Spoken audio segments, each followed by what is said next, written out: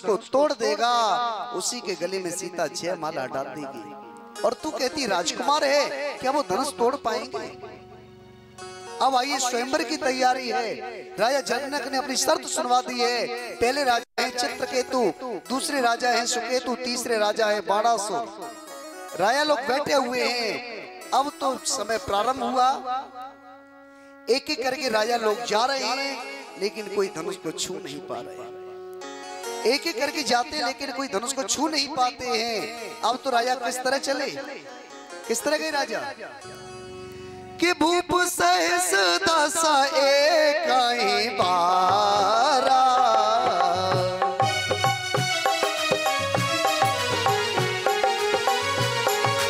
लगे उठावन टराई नटारा, लगे उठावन टराई नटारा। श्री राम जय राम जय जय राम। भूप सहस दस एक ही बार।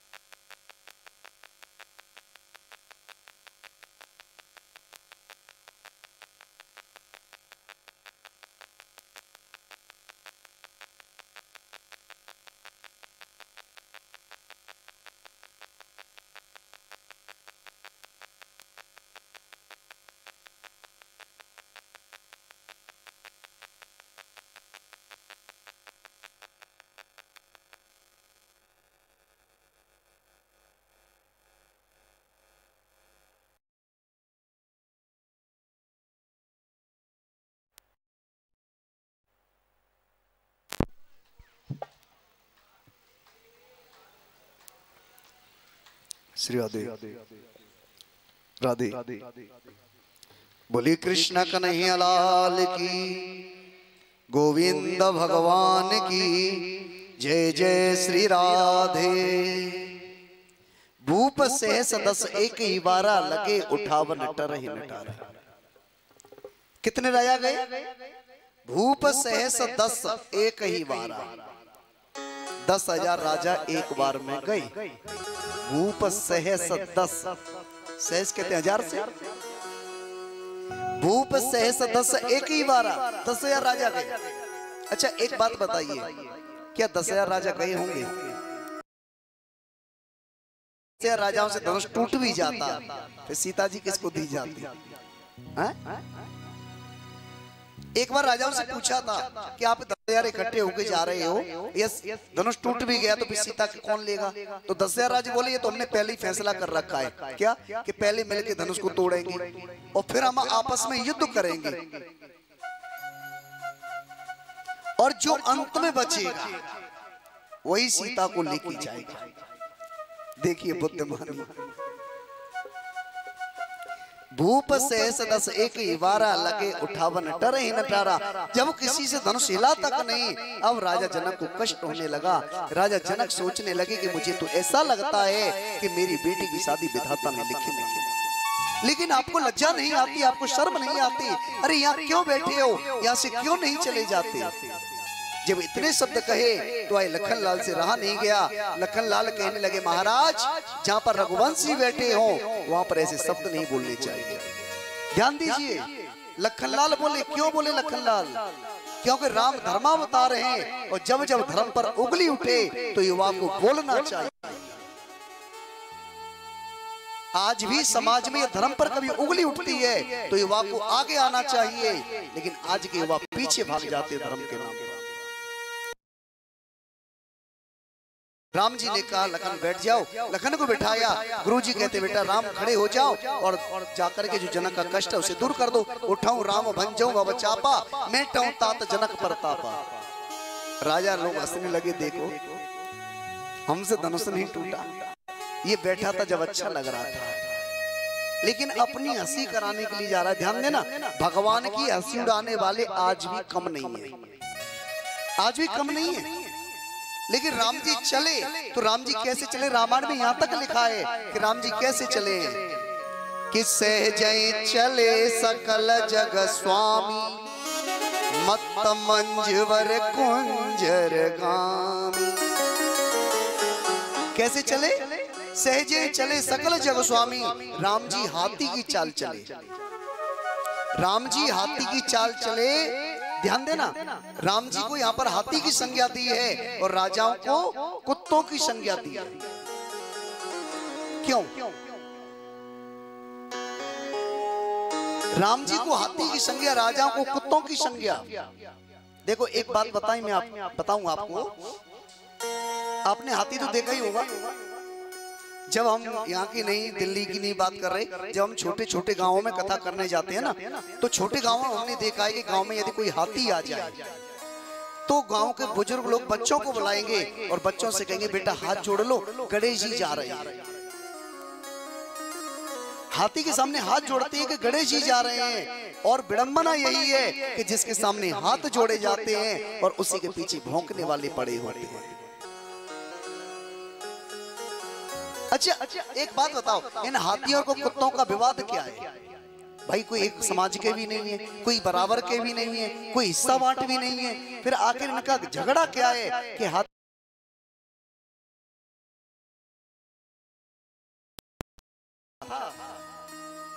कुत्तों से पूछा था कि आप हाथी को देखते भौंकते क्यों हो? तो कुत्तों ने कहा कि हमें हाथी से कोई ईर्ष्या नहीं है, हाथी से हमें कोई द्वेष नहीं है। फिर हमें तो द्वेष इनसे है जो हाथी के सामने हाथ जोड़ रहे हैं, ये हमारे सामने हाथ क्यों नहीं जोड़ते? आज समाज का भी यही झगड़ा है, ध्यान दीजिएगा।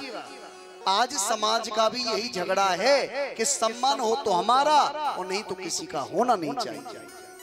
देखो एक बात बता दूं, आप चार विद्वानों को कभी एक जगह ठहरा नहीं सकते। आप चार विद्वानों को कभी एक जगह ठहरा नहीं सकते और चार चिलमचियों को कभी अलग नहीं कर सकते आप। इसका मतलब क्या है? इसका भाव क्या है? बस इतनी सी बात है, ध्यान देना। क्योंकि जो विद्वान होते हैं उनका सम्मान होता है और जो कोई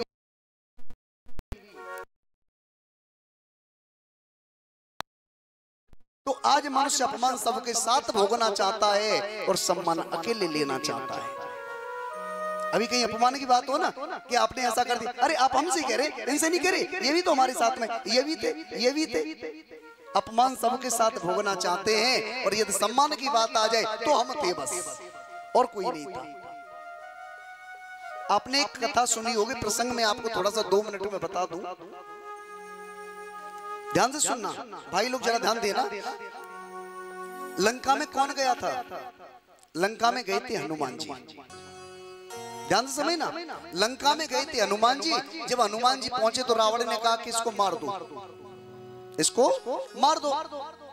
उसी समय विभीषण जी आए और विभीषण जी कहने लगे भैया ये नीति के विरुद्ध है, नीति विरोधन मारिय दूता, दूत को कभी मारना नहीं चाहिए। तो रावण बोला ठीक है, एक काम करो, अंग भंग कर पठिय बंदर, इसको अंग भंग कर दो। अब हनुमान जी ने सोचा किसने अंग भंग कहा है लेकिन नाम नहीं लिया, इसने अंग भंग कहा है लेकिन ये नहीं कहा कि कौन सा अंग भंग करो।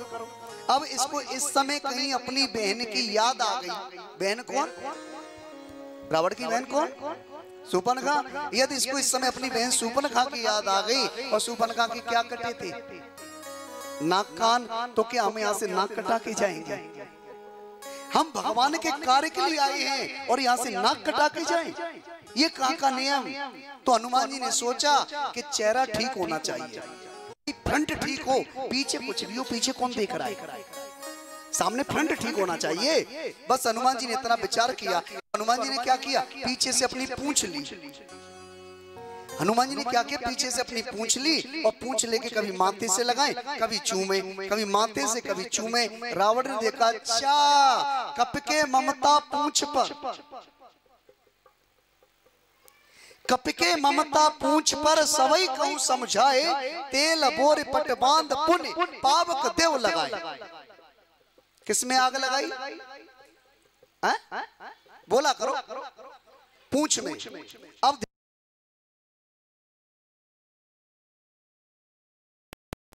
यहाँ पढ़े लिखे लोग बैठे, विद्वान लोग बैठे हैं। पूंछ शब्द में श्लेष है। पूंछ एक अंग तो होता ही है, एक प्रतिष्ठा को भी पूंछ कहते हैं। आप देखिए, पूछिए भैया आप इन्हें जानते हैं? अरे आप इन्हें जानते नहीं? इनकी तो यहां से लेके वहां तक पूंछ है। घर के बाहर बुजुर्ग लेटे रहते हैं, उनसे पूछो दादा कैसे हो, पहले तो बोल लेंगे ही नहीं, फिर ज्यादा पूछेंगे दादा बताओ तो कैसे, क्या बात है।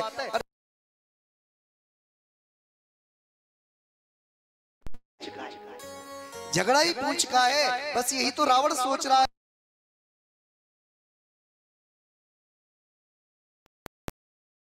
और पूंछ इनकी, जब पूंछ हमारी नहीं है तो पूंछ इसकी भी नहीं होनी चाहिए। आज भी समाज में बस यही हाल है कि आज भी सबकी पूंछ को ईर्ष्या की आग में जलाना चाहते हैं। बस या तो पूंछ हमारी होनी चाहिए, नहीं तो किसी की नहीं होनी चाहिए।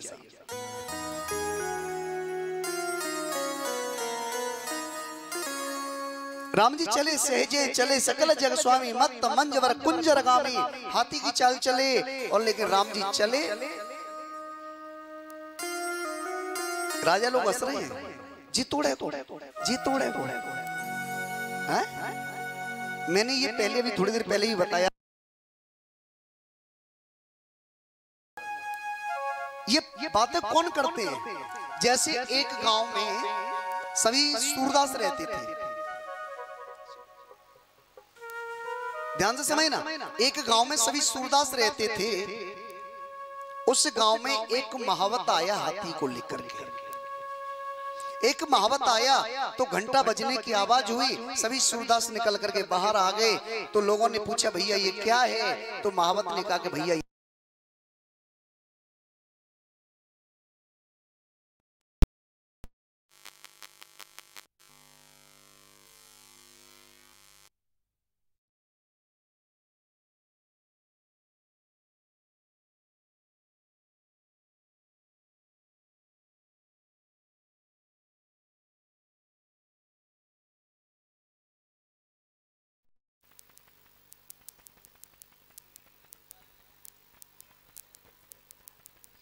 राधे बोली कृष्ण कन्हैया लाल की, गोविंद भगवान की जय जय श्री राधे। तो महावत ने कहा कि भैया ये हाथी है। तो सूरदास कहने लगे भैया हम हाथी देखना चाहते हैं। सूरदास कहने लगे कि हम हाथी देखना चाहते हैं। तो महावत ने कहा भैया तुम हाथी ये देखोगे कैसे, क्योंकि तुम्हारे तो आंखें नहीं है। तो सूरदास कहने लगे कोई बात नहीं, हम हाथी को छू करके देख लेंगे। उसने कहा ठीक है। अब सभी सूरदासों ने हाथी को देखा। किसी ने हाथी की पीठ पकड़ ली, किसी ने हाथी का कान पकड़ लिया, किसी ने सूंड पकड़ ली, किसी ने पैर पकड़ लिया, किसी ने पूंछ पकड़ ली। सबने हाथी देख लिया। महावत ने कहा भैया आपने हाथी देख लिया? उन्होंने कहा हाथी देख लिया। महावत हाथी लेके चला गया। जब महावत हाथी लेके चला गया, लेकिन घटना ये हुई है कब इन सूरदासों में आपस में ही झगड़ा हो गया। इनमें झगड़ा हुआ है। झगड़ा किस बात का कि जिन्होंने पूंछ पकड़ी थी, जिन्होंने पूंछ पकड़ी थी वो कहते हैं भैया हाथी तो एक लाठी की तरह होता है जिसमें बाल लगे होते हैं। जिन्होंने सूंड पकड़ा था वो कहते नहीं नहीं हाथी तो एक पेड़ की डाली की तरह होता है जो नीचे से मुड़ा होता है। एक बोला नहीं नहीं तुम भी गलत कह रहे हो, अरे हाथी तो एक सूप की तरह होता है जो अनाज फटकने के काम आता है। अच्छा बताइए, इसमें गलत कोई कह रहा है? गलत कोई कह नहीं रहा है और सच कोई बोल नहीं रहा है। गलत कोई कह नहीं रहा है और सच कोई बोल नहीं रहा है। बोली सदगुरुदेव भगवान की, कृष्ण कन्हैया लाल की जय। जय श्री राधे। देखिए, आज हम सब, आप और हम, आज कितने सौभाग्यशाली कि आज हमारे बीच। थोड़ी सी रास्ता बना दीजिएगा गुरुदेव के लिए, थोड़ा सा रास्ता बना लीजिएगा।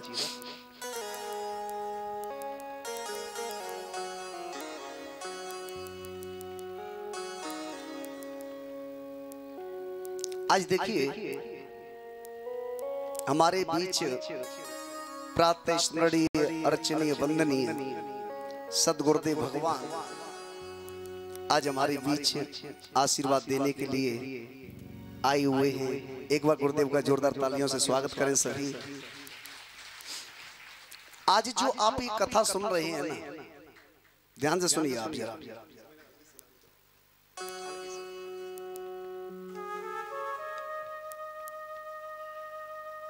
देखिए, आज जो आप ये कथा जो सुन रहे हैं, जो भी टूटी फूटी वाणी से आप जो भी सुन रहे हैं, बस ये गुरुदेव महाराज की कृपा से इन्होंने जितना ज्ञान दिया है उतना मैं आप लोगों को श्रवण करा रहा हूँ। आज सच में गुरुदेव ने मेरे ऊपर इतनी बड़ी कृपा की है। आप सब लोग मुझसे जुड़े हुए सब जानते हैं, मैं किसी लायक नहीं था, सच में किसी भी लायक नहीं। मैंने सपने में नहीं सोचा कि मैं कथा कर सकता हूँ, लेकिन गुरुदेव ने ऐसा हाथ रख दिया मेरे ऊपर। मुझे जैसे पत्थर को गुरु ने ऐसा तराश दिया है। सच में इतनी बड़ी कृपा की है इस मूर्ख सृष्टि के ऊपर कि आज आपके समक्ष आप लोगों को कथा श्रवण कराता हूँ। ये सिर्फ गुरुदेव महाराज की कृपा से। जब भी हमारे यहाँ पर आयोजन की बात हुई थी, मैंने गुरुदेव से उसी समय, गुरुदेव थोड़ा सा दर्शन देना, आशीर्वाद देना सभी को। तो आज गुरुदेव देखिए हमारे बीच आ चुके हैं। अब सूर्य के सामने दीपक क्या दिखाना है ये समझ लीजिए। एक एमबीबीएस डॉक्टर हो ना और एक आरएमपी डॉक्टर हो, तो आरएमपी डॉक्टर की हिम्मत नहीं है कि एमबीबीएस के सामने कोई दवाई बता दे। क्या बता सकता है? तो भाई मेरी क्या वो है जो मैं गुरुदेव के सामने कथा सुनाऊं, कैसे सुनाऊं? बस अंदर से भाव हो रहे हैं, क्योंकि उद्गार मन में ऐसे आ रहे हैं सच में कि जितना कहूं उतना कम है। तो मैं तो गुरुदेव महाराज से ही कहूं कि गुरुदेव ही अपने वचनों से सभी को अनुग्रहित करेंगे। थोड़ा सा चलिए, थोड़ा सा कथा गुरुदेव करें, थोड़ी सी कथा, उसके बाद फिर आगे बोलेंगे गुरुदेव। तो आइए, बोली कृष्ण कन्हैया लाल की। तो अपना प्रसंग कहाँ चल रहा था? किसी ने कान पकड़ा है, किसी ने पूंछ पकड़ी है, किसी ने सूंड पकड़ ली है। सच कोई बोल नहीं रहा है और बात कोई किसी की मान नहीं रहा है। पार्टी बन गई सब अलग अलग, पूंछ पकड़ने वालों की पार्टी अलग, कान पकड़ने वालों की अलग, सूंड पकड़ने वालों की अलग। अब तो उस गांव के कुछ लोग बाहर रहते थे, जब उन्होंने आकर के देखा कि हमारे गांव में हो क्या गया। पहले कितने लोग प्रेम से रहते थे, आज ये क्या हुआ है? तो बताया कि इस गांव में एक हाथी आया था और हाथी को लेकर के ये विवाद हो गया है। लोग कहने लगे इससे तो हाथी नहीं आता तो ठीक था, इससे तो हाथी नहीं आता तो ठीक था, कम से कम प्रेम से तो रहते। लेकिन कुछ समय बाद वही हाथी फिर आया, घंटा बजने की आवाज हुई, सभी सूरदास बाहर निकल के आए। महावत से पूछा भैया क्या है? महावत ने कहा भैया हाथी है। सूरदास कहने लगे हम हाथी देखना चाहते हैं। तो महावत ने कहा कि हाथी तो आपने उस दिन भी देखा था, हाथी तो उस दिन भी देखा था। सूरदास कहने लगे भैया गलती यही हो गई कि हम उस दिन हाथी देख नहीं पाए थे। ठीक है, आप आज देखिए। अब हाथी देखा तो जिन्होंने पूंछ पकड़ी थी उन्होंने कहा भैया एक बात बताओ, क्या हाथी एक लाठी की तरह नहीं होता जिसमें बाल लगे होते हैं? महावत ने कहा हाथी ऐसा भी होता है। जिन्होंने कान पकड़ा था तो उन्होंने कहा कि भैया एक बात बताओ, क्या हाथी एक सूप की तरह नहीं होता है जो अनाज फटकने के काम आता है? महावत ने कहा हाथी ऐसा भी होता है। जिन्होंने सूंड पकड़ी थी उन्होंने क्या कर, हाथी एक पेड़ की डाली की तरह नहीं होता है। महावत ने कहा हाथी ऐसा भी होता है। तो एक ने कहा क्या फिर ये 10-20 हाथी हैं? महावत ने कहा हाथी 10-20 नहीं है, हाथी तो एक है, हाथी तो एक है। तो फिर ये अनेक शब्द क्यों लगा है? तो महावत ने कहा कि इसलिए लगा है क्योंकि तुम्हारे नेत्र नहीं है। यदि तुम्हारे नेत्र होते तो आज ये प्रश्न नहीं होता। ठीक इसी प्रकार आज हमारे भी नेत्र यदि ठीक होते, यदि आज हमारे भी नेत्र ठीक होते तो भगवान के ऊपर कभी संशय नहीं करते साहब। ज्ञान विराग नयन उरगारी, न तो हमको ज्ञान है न वैराग्य है। भाई राम जी के ऊपर संशय कर रहे हैं कि ये तोड़े को धनुष ये, लेकिन भगवान ने किसी से कुछ नहीं किया। और भगवान ने क्या किया? एक पल में भगवान गए धनुष के पास, प्रणाम किया और एक पल में क्या किया है ये कोई देख भी नहीं पाया। किसी ने सोचा नहीं था कि लेत चढ़ावत खींचत गाड़े, लेत चढ़ावत खींचत गाड़े, लेत चढ़ावत खींचत गाड़े, लेत चढ़ावत खींचत गाड़े, काहो न लखा देखे सब ठाड़े, काहो न लखा देख सब ठाड़े, काहो न लखा देख सब ठाड़े। लेत चढ़ावत खींचत गाड़े, काहो न लखा देख सब ठाड़े, तेछन राम मध्य धनो तोरा। आज भगवान ने धनुष को उठाया, प्रतिज्ञा चढ़ा दी, ये कोई देख नहीं पाया। देवता ने पुष्पों की बारिश कर दी। बोले रामचंद्र भगवान की। आई सीता जी जयमाला लेकर के आ रही हैं। आइए उनको अपनी सखियों के साथ आने दीजिए। जब तक आइए सदगुरुदेव भगवान के अमृत वचन का श्रवण करेंगे सभी भाव के साथ। आइए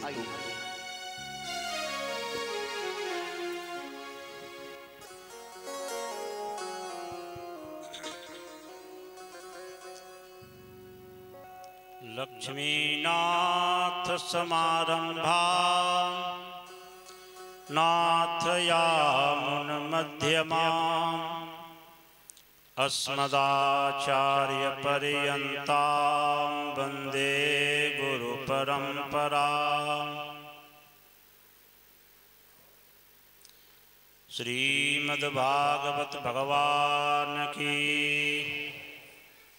श्री व्यास जी महाराज की जय, श्री परीक्षित महाराज की जय, सकल भक्त वृंद की जय, श्री वृंदावन बिहारी लाल की जय।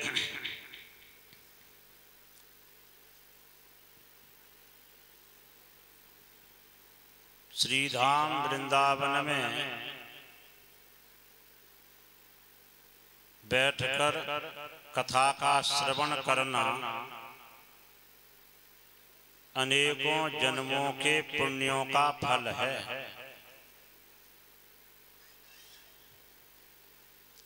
इस कथा को आप सब यदि दिल्ली में करवाते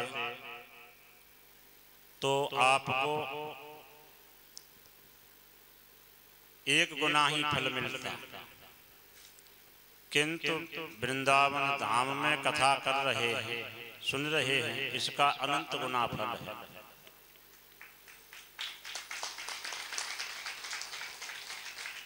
क्योंकि महापुरुषों ने कहा है इस वृंदावन में प्रवेश मात्र करने से जीव सच्चिदानंद बन जाता है। पहले दिन कथा सुनी ना आपने, उसमें व्यास जी ने सुनाया सच्चिदानंद रूपाय, भगवान सच्चिदानंद स्वरूप हैं और इस वृंदावन में आपने प्रवेश किया उतने मात्र से ही आप सच्चिदानंद घन स्वरूप हो गए। श्री प्रबोधानंद सरस्वती जी महाराज राधा सुधानिधि ग्रंथ में कहते हैं यत्र प्रविष्टः सकलोपि जंतुः आनंद सच्चिद घनतामुपैति। जिस वृंदावन धाम में प्रवेश मात्र करने से जीव सच्चिदानंद बन जाता है। भगवान भी सच्चिदानंद हैं, भागवत जी सच्चिदानंद हैं और आप भी सच्चिदानंद बन गए।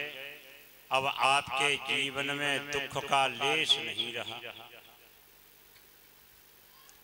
यहाँ वृंदावन में आपने एक पाठ बिठाया अपने पूर्वजों के उद्धार के लिए, अपनी सुख संपत्ति की अभिवृद्धि के लिए।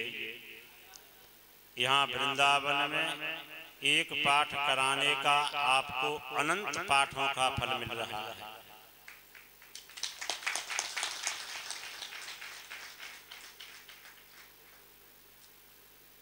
इस वृंदावन में मन तीर्थ स्थल में आप किसी को एक अन्न का दाना खिला रहे हैं तो अनंत गुना फल देता है। यहाँ आप ब्राह्मण संतों को जो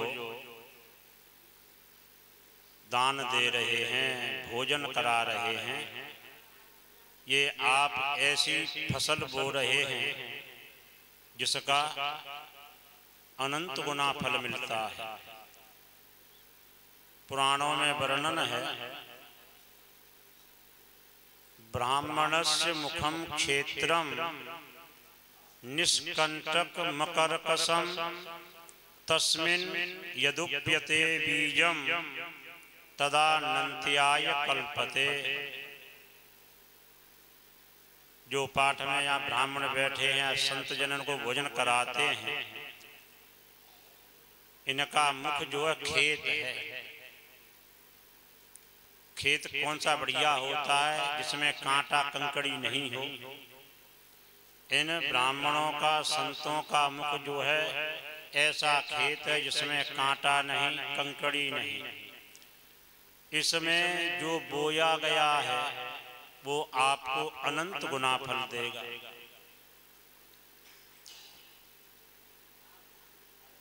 आप अपना परिश्रम अर्जित धन इनको जो प्रदान कर रहे हैं, इसका विशिष्ट फल है। जो अपने श्रम से अर्जित धन किसी को दिया जाता है, वह उस व्यक्ति की बुद्धि और विवेक की वृद्धि करता, उसके अंतःकरण को शुद्ध रखता है। अधर्म का दान दिया जाए तो उस व्यक्ति की बुद्धि को विकृत कर देता है। ऐसे सत्कर्म में प्रवृत्त करने के लिए आपको श्रीमद् भागवत के व्यास पद को स्वीकार करने वाले आचार्य श्री राहुल कृष्ण जी ने आपको यह सुयोग प्रदान किया। नहीं तो ये कह सकते थे कि दिल्ली में आप कथा करवाए लो, दिल्ली में आप सबको भी सुविधा होती, इनको भी होती। लेकिन इन्होंने विचार किया कि जो पुण्य इनको श्रीधाम वृंदावन में मिलेगा वह पुण्य दिल्ली में नहीं मिलेगा। यहाँ कुंभ में आप दर्शन करते हो, ये संत लोग तो दिल्ली में नहीं पहुँचते दर्शन देने के लिए, ये पहुँच जाते नहीं पहुँचते। तो यह दिव्य पुण्य आपको प्रदान किया है। और देखो, ये जो आप प्रदान कर रहे हैं, ये पुण्य की जड़ जो है पाताल में हरियाली को प्राप्त करती है। हमारा एक पैसा अथवा एक दाना किसी सत्पात्र के पास पहुंच जाए तो उसका वह दिया गया धन दान हमको बहुत बड़ी विपत्ति से बचा लेता है। एक पंडित जी की प्रेरणा से एक राजा ने कुछ ब्राह्मणों को दान देना प्रारंभ किया। तो और सब ब्राह्मणों को 1-1 रुपया देते थे। एक पंडित जी चतुर थे, हमारे रवि पंडित जी की तरह, समझे ना। तो वो जो बोलते थे, अरे भगत पुण्य की जड़ पाताल में हरी, तो उनको 2 रुपया देते। अब और जो भगत पंडित थे उनको हमें रोज 1 रुपया मिल रहा है, इससे प्रसन्नता नहीं।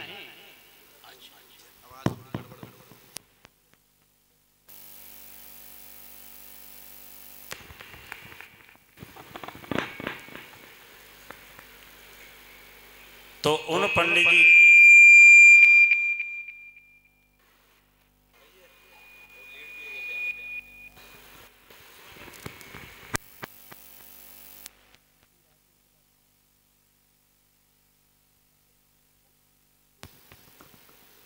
उन सब ब्राह्मणों को हमें रोज 1 रुपया मिल रहा है, इसकी प्रसन्नता नहीं थी।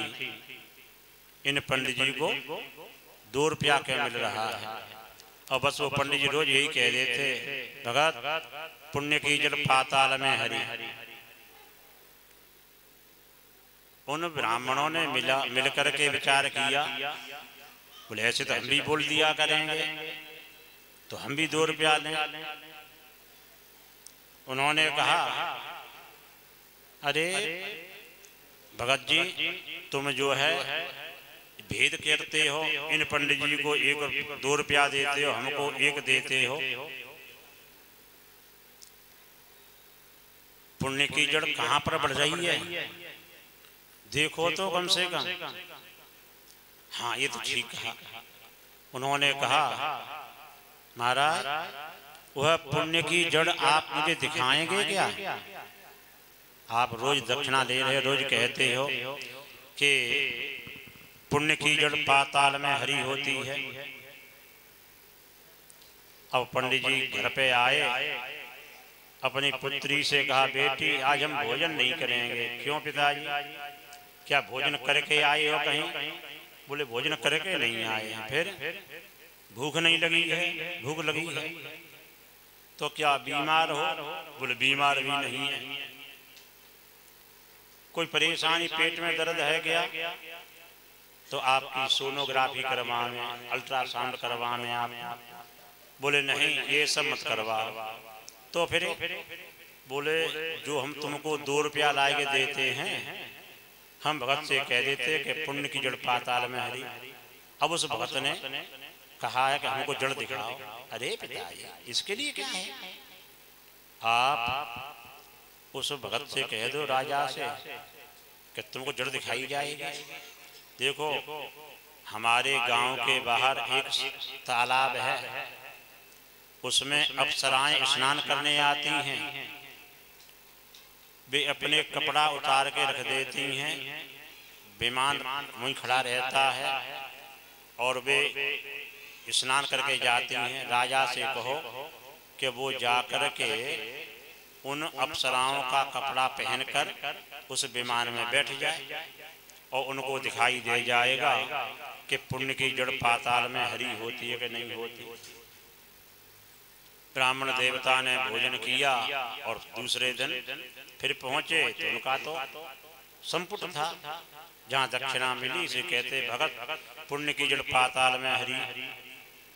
बोले महाराज चलो दिखाओ। बोले ऐसा है, ये गांव के बाहर एक सरोवर है, उसमें अप्सराएं स्नान करने को आती हैं रोज। उनके वो स्नान करें, उसी बीच में तो कपड़े ओढ़ करके बैठ जा।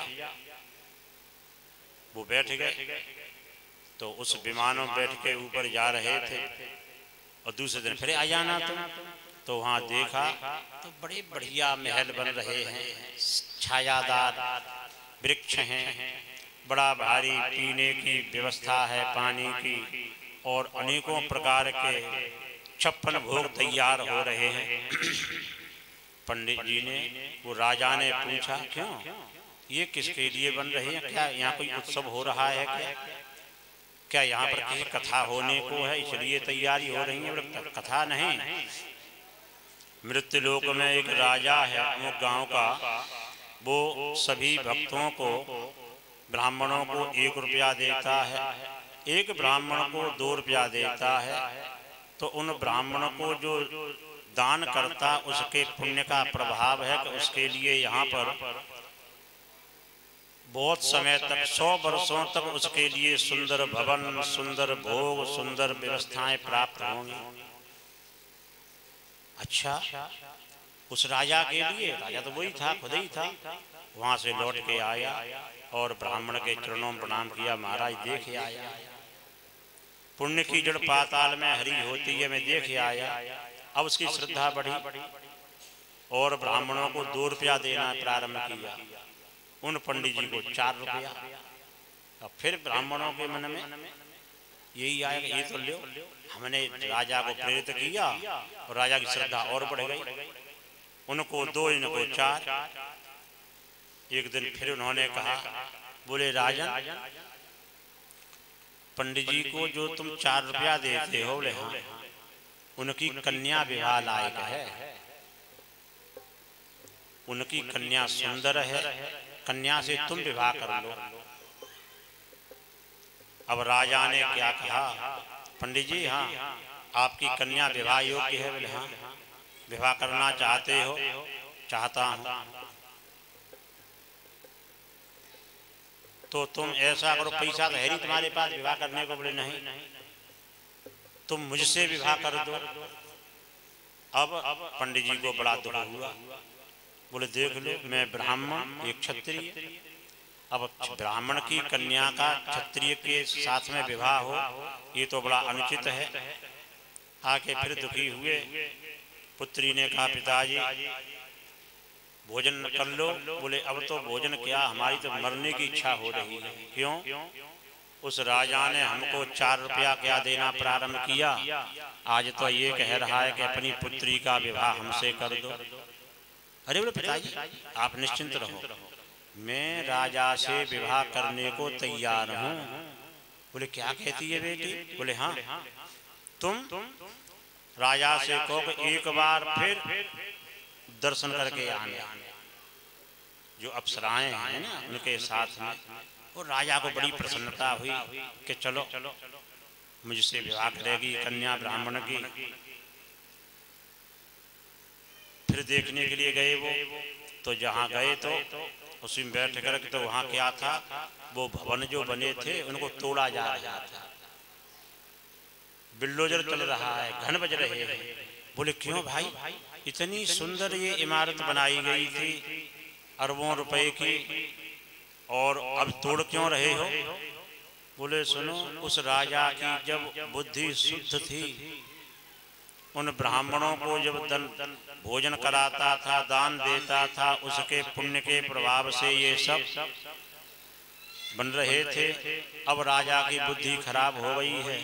वो जिन ब्राह्मण के चरण छूता था, जिनको भोजन कराता था, उन्हीं ब्राह्मणों के उसी ब्राह्मण की पुत्री से विवाह करना चाहता है। जिसकी धर्म में निष्ठा नहीं होती, उसको यहाँ वैकुंठ में सुख नहीं मिलता। वहां से लौट के आया राजा और ब्राह्मणों के चरण में प्रणाम किया और बोला, महाराज न तो मेरी पुण्य की जड़ देखने की इच्छा थी, और न मेरी आपकी पुत्री से विवाह की इच्छा थी। ये अन्य जो ब्राह्मण हैं, इनकी प्रेरणा से मैंने कहा था। महाराज मैंने दोनों ही देख लिया कि धर्म का फल क्या होता है और अधर्म का फल क्या होता है। तो हमारे राहुल कृष्ण जी आपको सदैव धर्म करने के लिए प्रेरित करते हैं। देखो जो धर्म का फल है,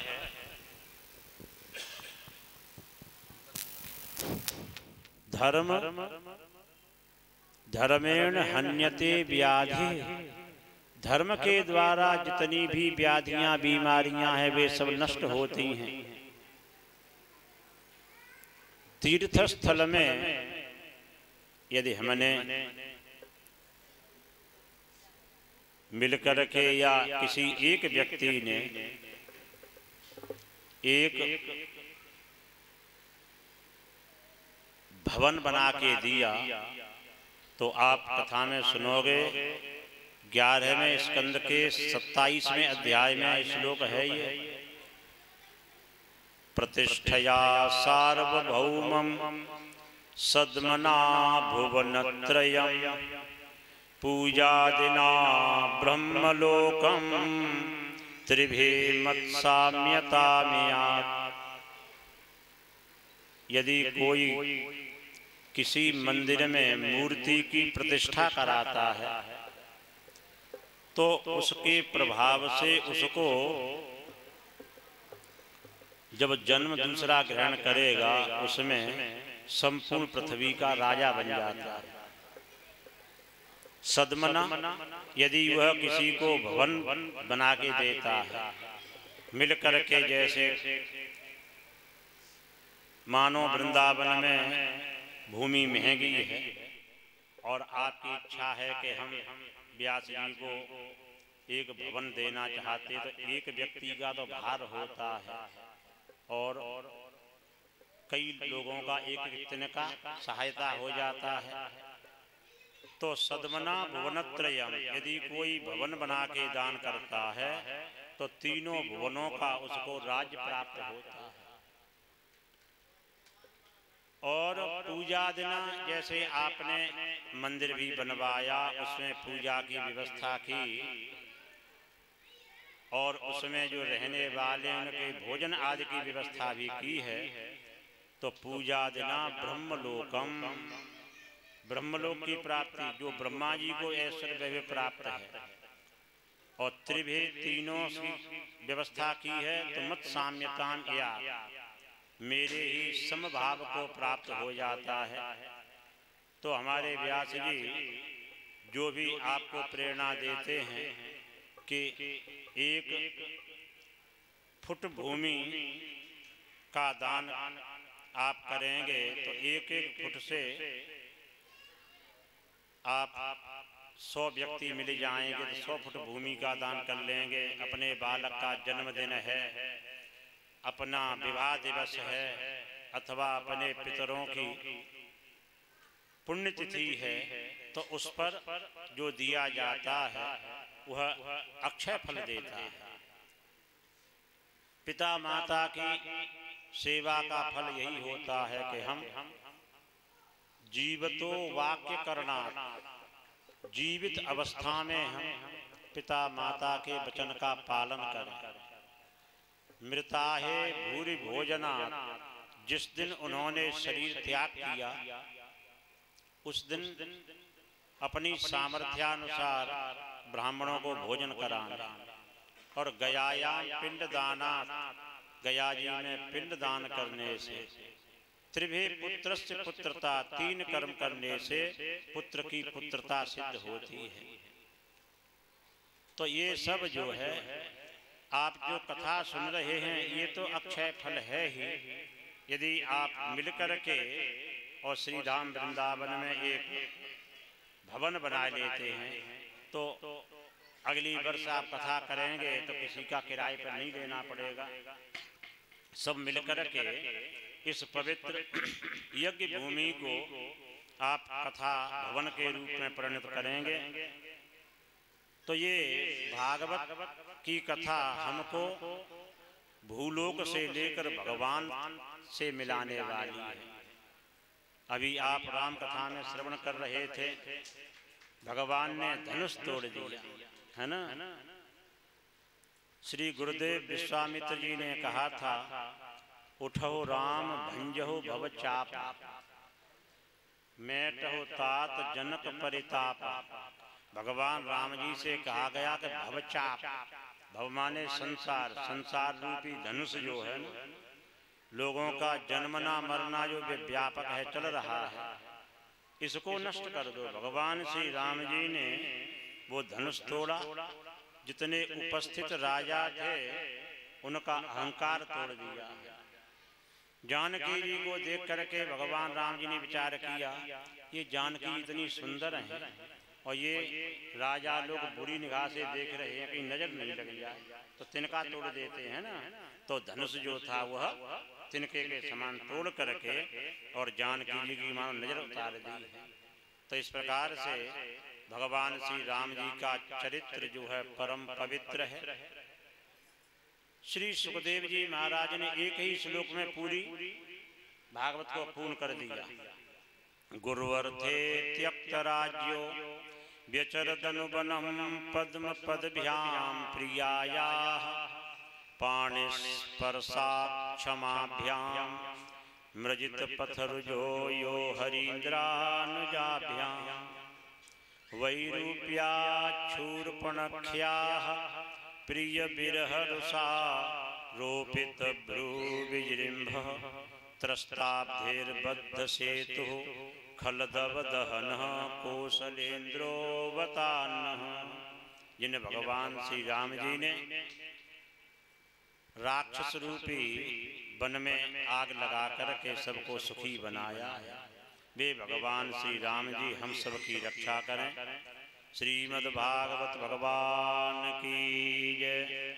श्री व्यास जी महाराज की जय। अब आगे कथा जो है, क्योंकि प्याऊ जो है एक व्यक्ति के द्वारा की जाती, प्याऊ करने वाले दो नहीं होते, तो इसलिए अब आप व्यास जी के श्री मुख से कथा श्रवण करें, क्योंकि आगे अभी दिव्य नंद महोत्सव ये सब जो है गुब्बारे फूले लगे हुए हैं, तो भगवान की तैयारी हो रही है अवतार की। अब कृष्ण अवतार के लिए हम सब तैयार हो। श्रीमद् भागवत भगवान की जय। श्री सद्गुरुदेव भगवान की जय।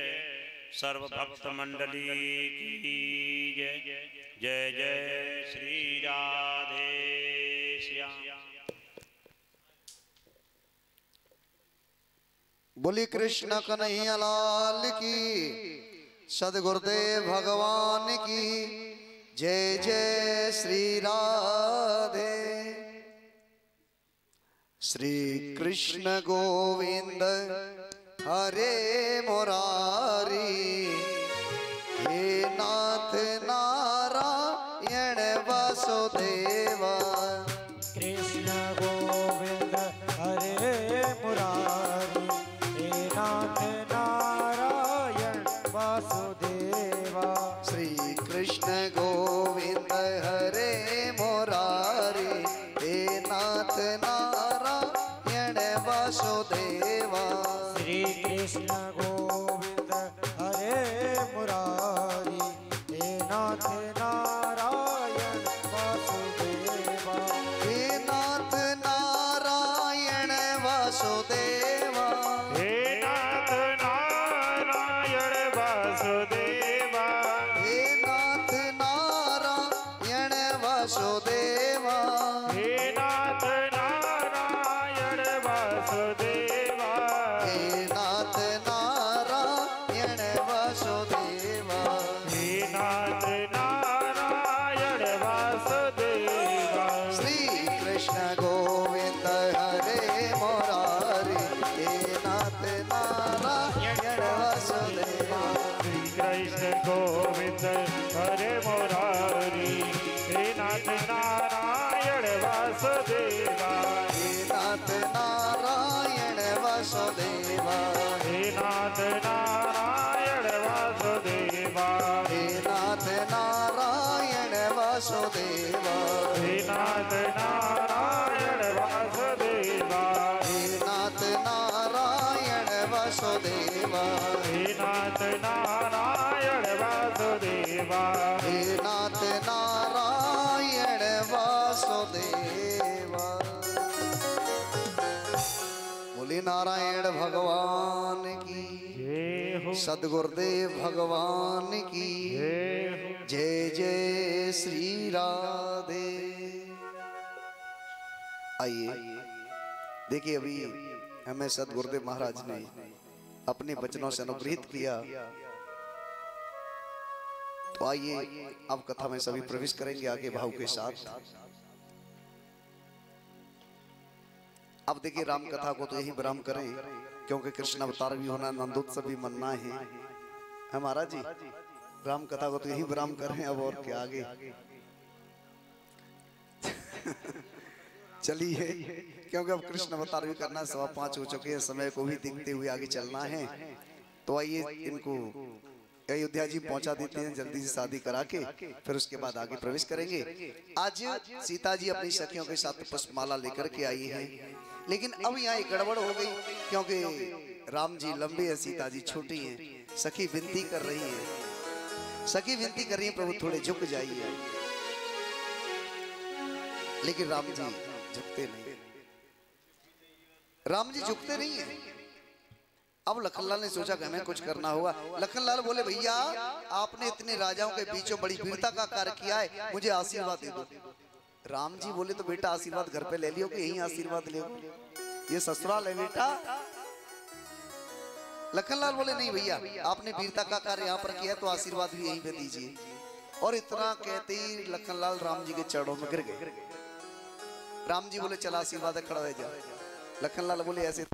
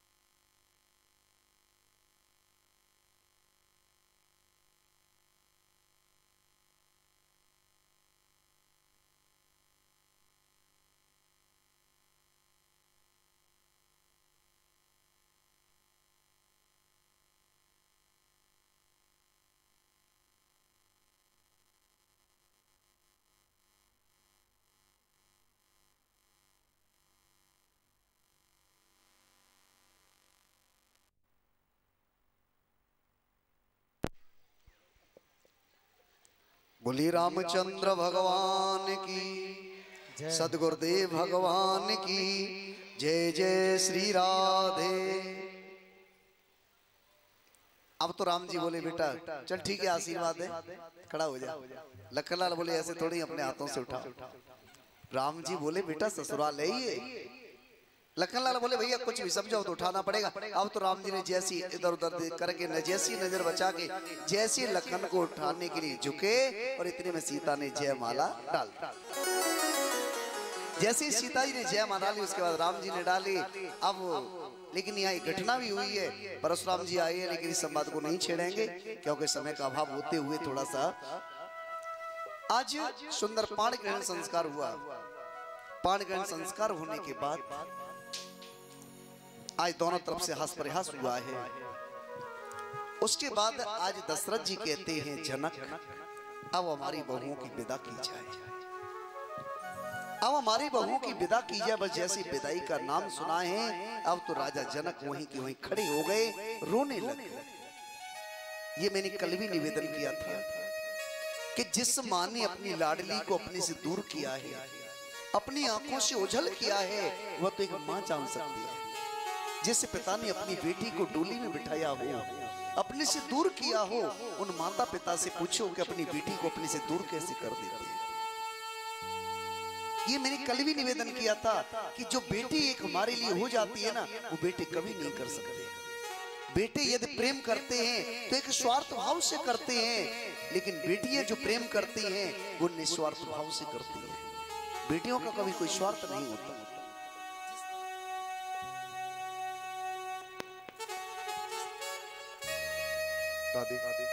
जिस परिवार में माता पिता भेज देते हैं, उस परिवार में सारा जीवन दुख में सुख में हंसते खेलते सारा जीवन निकाल देंगे, लेकिन कभी शिकायत नहीं करती हैं कि पिताजी मेरे जीवन में ये कमी चल रही है।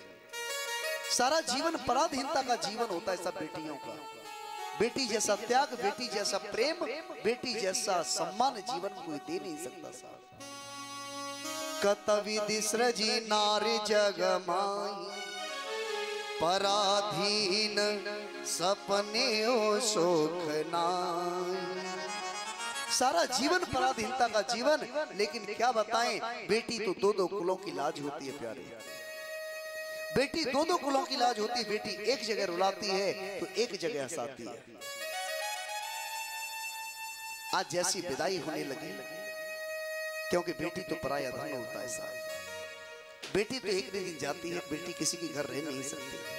और जो अच्छी बेटी होती है ना, जो संस्कारी बेटी होती है ना, उनके लिए एक परिवार नहीं रोता, एक व्यक्ति नहीं रोता, उनके लिए पूरा समाज रोता है।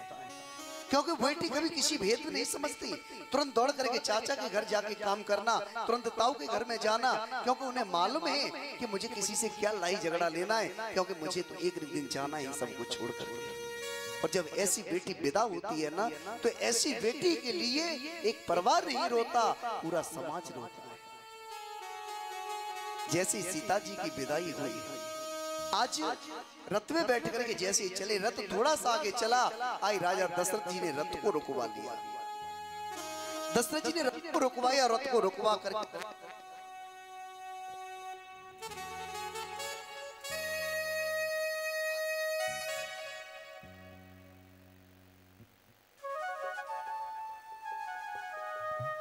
आज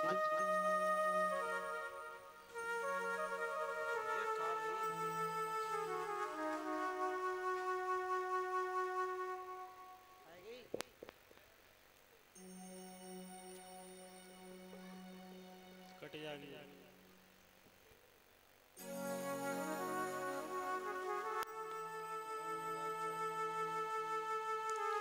आज राजा दशरथ जी ने रथ को रुकवाया और रथ से कूद करके जनक जी के चरणों में गिर गए। जनक जी कहने लगे, महाराज आप क्या कर रहे हैं? अरे चरणों में तो हमें गिरना चाहिए, हम बेटी वाले हैं, आप तो बेटे वाले हैं, ये आपने हमारे ऊपर पाप कर दिया। तो दशरथ जी कहते हैं, जनक बस एक बात बता दीजिए कि देने वाला बड़ा होता है या लेने वाला बड़ा होता है?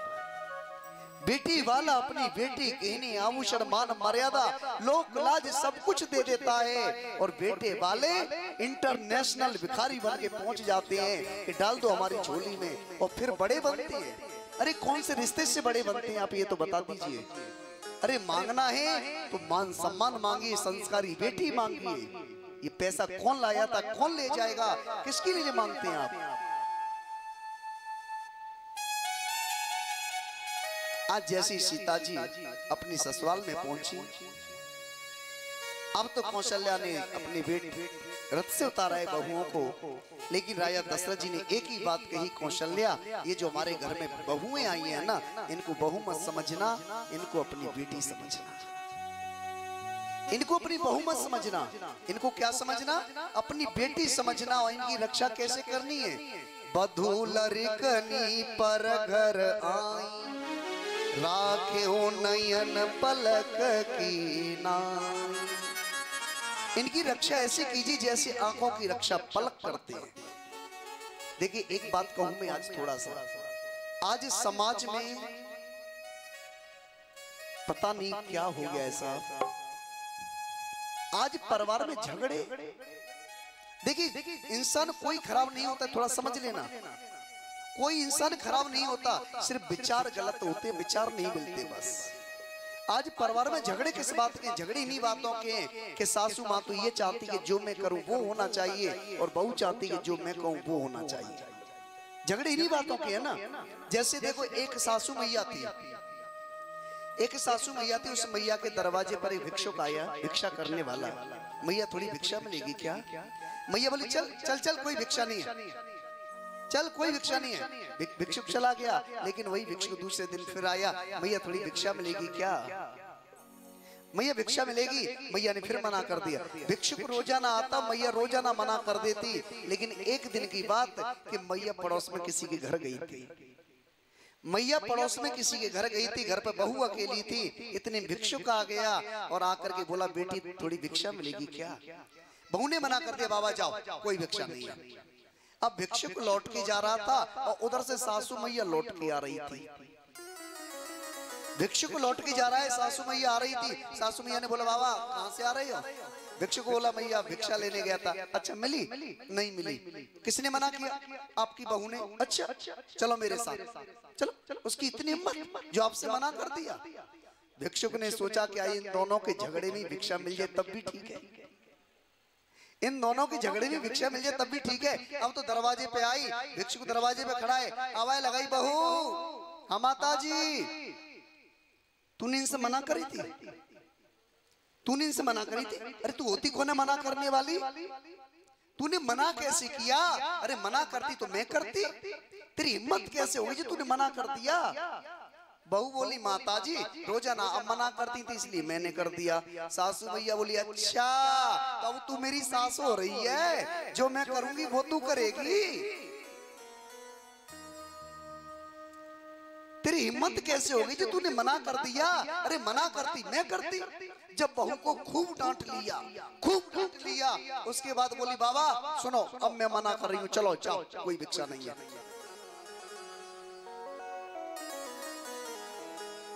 झगड़े नहीं बातों के साथ कि जो मैं कहूं वो होना चाहिए। तो हमें अपनी बहुओं, देखिए ताली दोनों हाथों से बजती,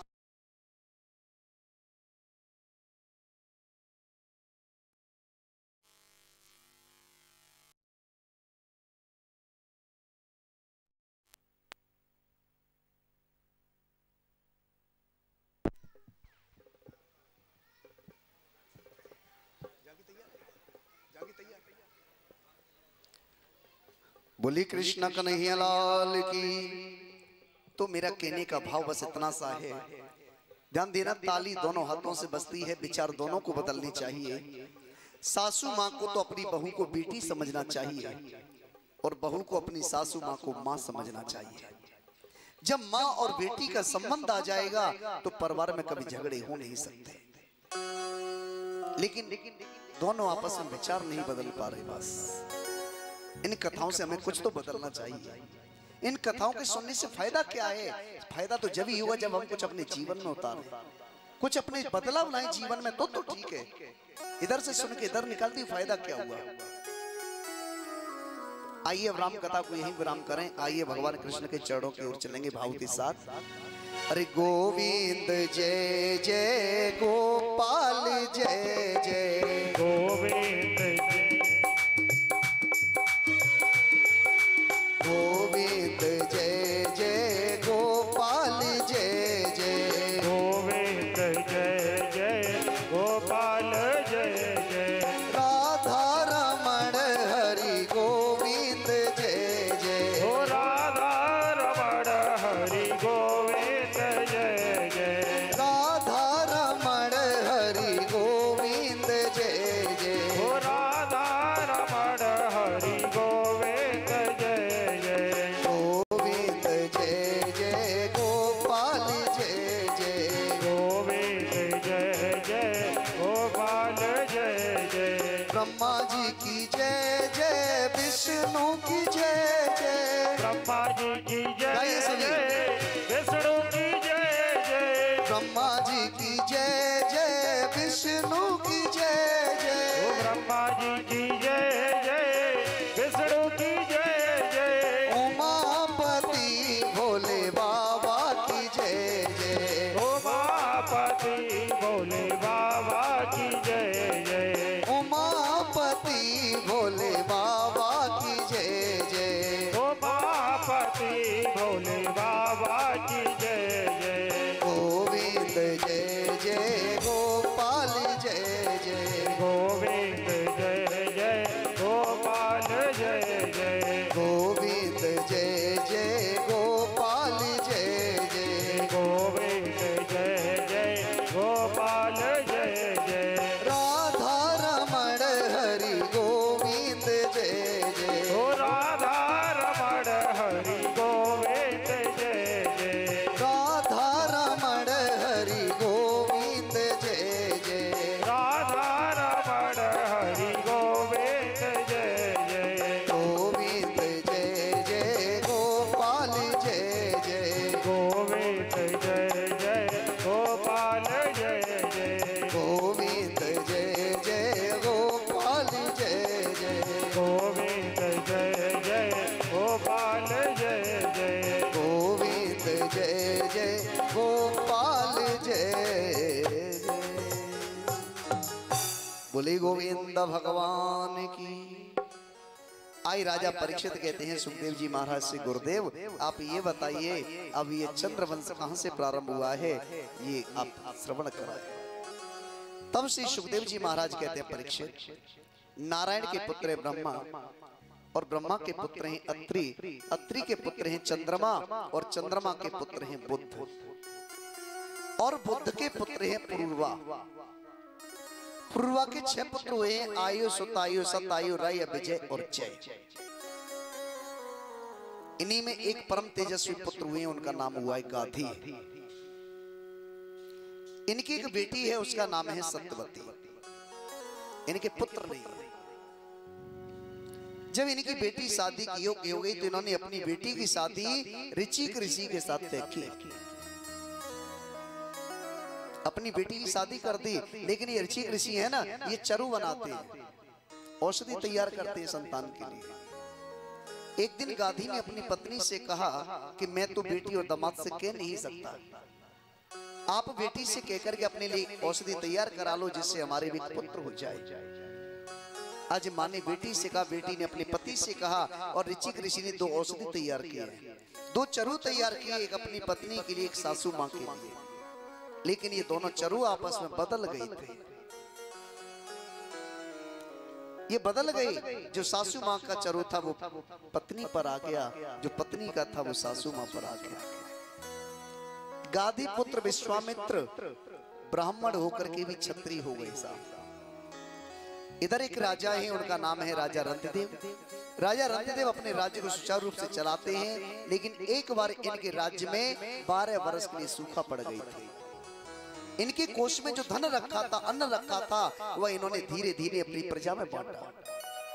लेकिन एक दिन वो आ गया है कि इनके यहाँ कुछ नहीं बचा, सिर्फ 1 पाव चावल बचे हुए थे।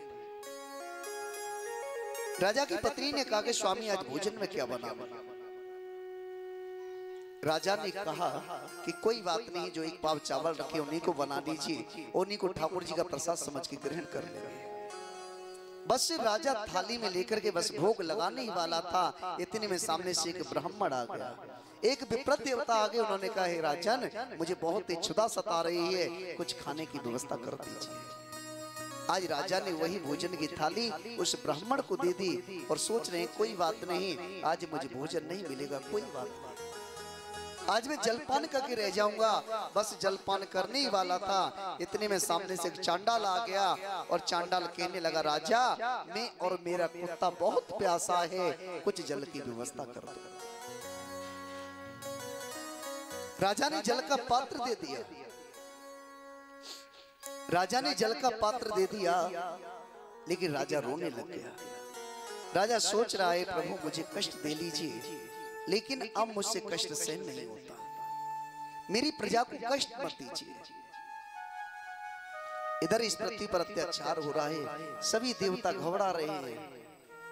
देवताओं ने तपस्या की है, भगवान प्रसन्न होकर के कहने लगे, देवता आप चिंता न करें, मैं कुछ ही समय में मथुरा में देवकी के गर्भ से अष्टम गर्भ के रूप में अवतार लेके आऊंगा। इधर मथुरा के राजा हैं उग्रसेन, इनके कोई संतान नहीं है। इन्होंने पुत्रेष्टि यज्ञ कराया।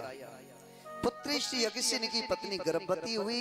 एक दिन अपनी सखियों के साथ जंगल में जा रही थी, वहां पर द्रुमिल नाम के राक्षस की दृष्टि पड़ गई थी। ध्यान देना, अपनी माताओं से सभी से एक निवेदन करूंगा मैं, ध्यान रखना, प्रयास कीजिए कि जब गर्भ के अंदर बालक हो उस समय आप अच्छे अच्छे कार्य कीजिए। भगवान के मंदिर जाना चाहिए, भगवान की कथाएं सुननी चाहिए, अच्छे अच्छे दृश्य देखने चाहिए, क्योंकि जो हम कार्य करते हैं, जो हमारे गर्भ में बालक पल रहा है, उसके अंदर वैसे ही गुण आते हैं। लेकिन आजकल मामला गड़बड़ हो गया साहब, आजकल मामला गड़बड़ है। हमने देखा, यहाँ तो नहीं पता साहब, दिल्ली में हमने देखा है, दिल्ली में ग्वालियर में शाम को 6-7 बज जाए ना, आहा, फिर तो 1-2 घंटे घर में ऐसी कयामत सी आ जाती है ना, वो GTV स्टार प्लस। अरे साहब, फिर तो पतिदेव भी ड्यूटी से आ जाए ना, पतिदेव कहें कि कच्चा बनाना, बस बस लास्ट कड़ी चल रही है, फिर पतिदेव कहेंगे कोई बात नहीं तो हम ही बना लाते, अच्छा आप जा रहे हैं तो फिर एक मेरे लिए भी ले आना। बारे जमाने हो क्या गए, इस जमाने में समझ में नहीं आती साहब।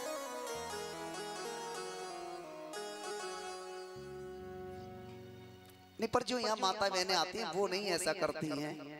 जो कथा में नहीं आती ना, जो हमसे नहीं जुड़ी हैं, वो सब ऐसा करती हैं। यहाँ की तो सब माताएं बड़ी संस्कारी हैं। कौन हंसाई है? किसने ताली बजाई?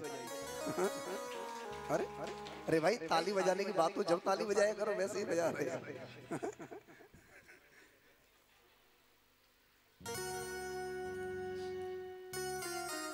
आज द्रुमिल नाम के राक्षस की दृष्टि पड़ गई।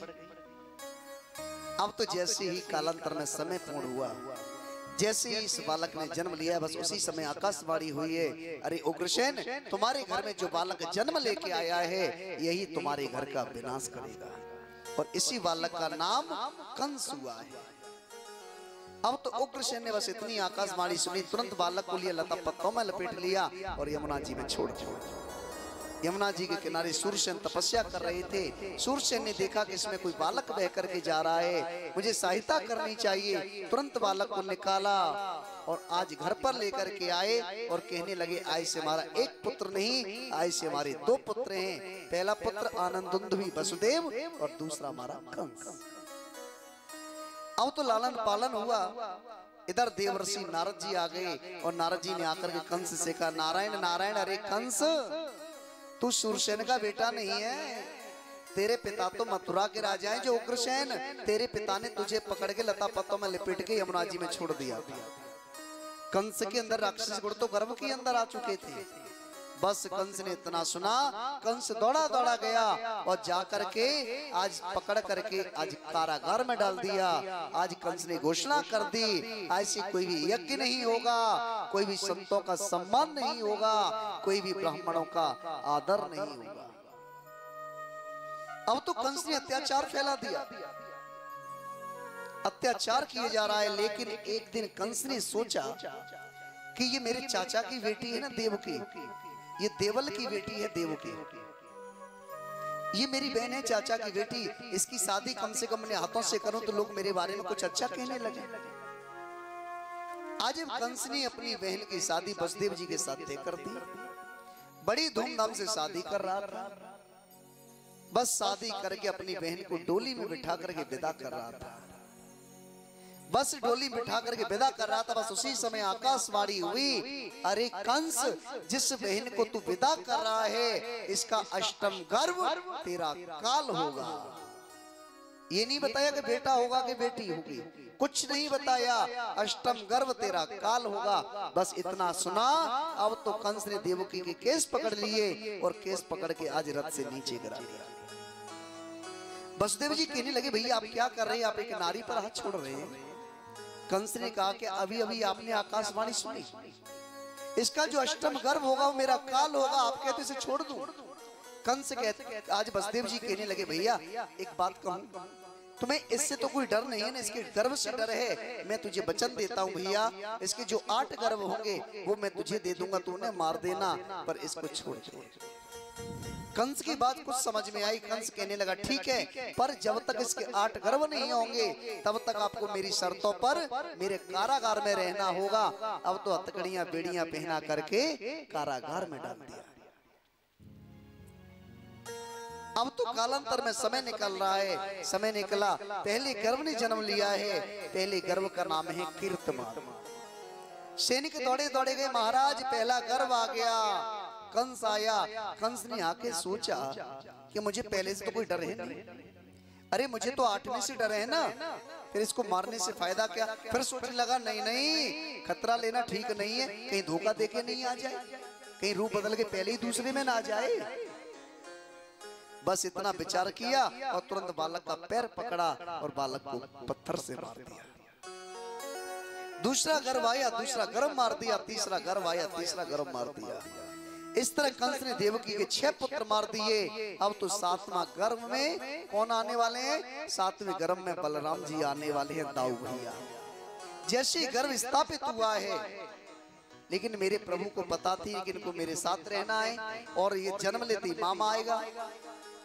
तो भगवान ने योग माया से कहा कि आप एक काम कीजिए, इस बालक को देवकी के गर्भ से निकाल करके रोहिणी के गर्भ में स्थापित कर दीजिए। आज योग माया ने ऐसा किया। आज इस बालक को देवकी के गर्भ से निकाल करके रोहिणी के गर्भ में स्थापित किया। इधर कंस आया और कंस कहने लगा सातवां गर्भ कहाँ है? तो सैनिक कहने लगे महाराज वो तो डर के मारे गर्भ में ही मर गया। कंस हंसने लगा, अच्छा बड़ा समझदार निकला, बड़ा समझदार निकला, नहीं तो मुझे मारना पड़ता। कालांतर में समय निकल रहा है और अब 8वां गर्भ आने वाला है। और 8वें गर्भ में कौन आने वाले? अरे अब तो आवाज निकालो, ऐसे बैठे हो जैसे। अब तो 8वां गर्भ आने वाला है, मेरे प्रभु कृष्ण नहीं आने वाले हैं। जैसे ही गर्भ स्थापित हुआ है चारों ओर सुख शांति होने लगी, आनंद होने लगा। और इधर देवर्षि नारद पहुंच गए कंस के पास। नारायण नारायण, अरे कंस अब 8वां गर्भ आने वाला है, क्या विचार है तेरा? कंस कहने लगा महाराज एक बात बताओ, यदि जन्म लेते ही भागने लगे तो मैं उसको पहचानूंगा कैसे? उसकी पहचान तो बता दो। तो नारद जी बोले बेटा उसकी पहचान सुन। उसकी पहचान क्या है? काला काला होगा, काला काला होगा और मुरली वाला होगा, दिखने में छोटा लेकिन पेट में दाढ़ी वाला होगा। काला काला होगा, मुरली वाला होगा, दिखने में छोटा होगा लेकिन ज्ञान पूरा होगा। बस इतना कहा। अब तो कंस को डर इतना लग रहा है, सामने कोई भी काली वस्तु आ जाती है डर जाता, हटाओ ये मेरा काल है, ये मुझे मार देगा। अरे यहाँ तक दाल में जीरा नजर आ जाए ना, छौंक लगा हुआ, दाल को फेंक देता, हटाओ इसमें मेरा काल है, ये मुझे मार देगा। कंस ने 10,000 सैनिक लगा दी सुरक्षा में कि जन्म लेते भाग नहीं पाई।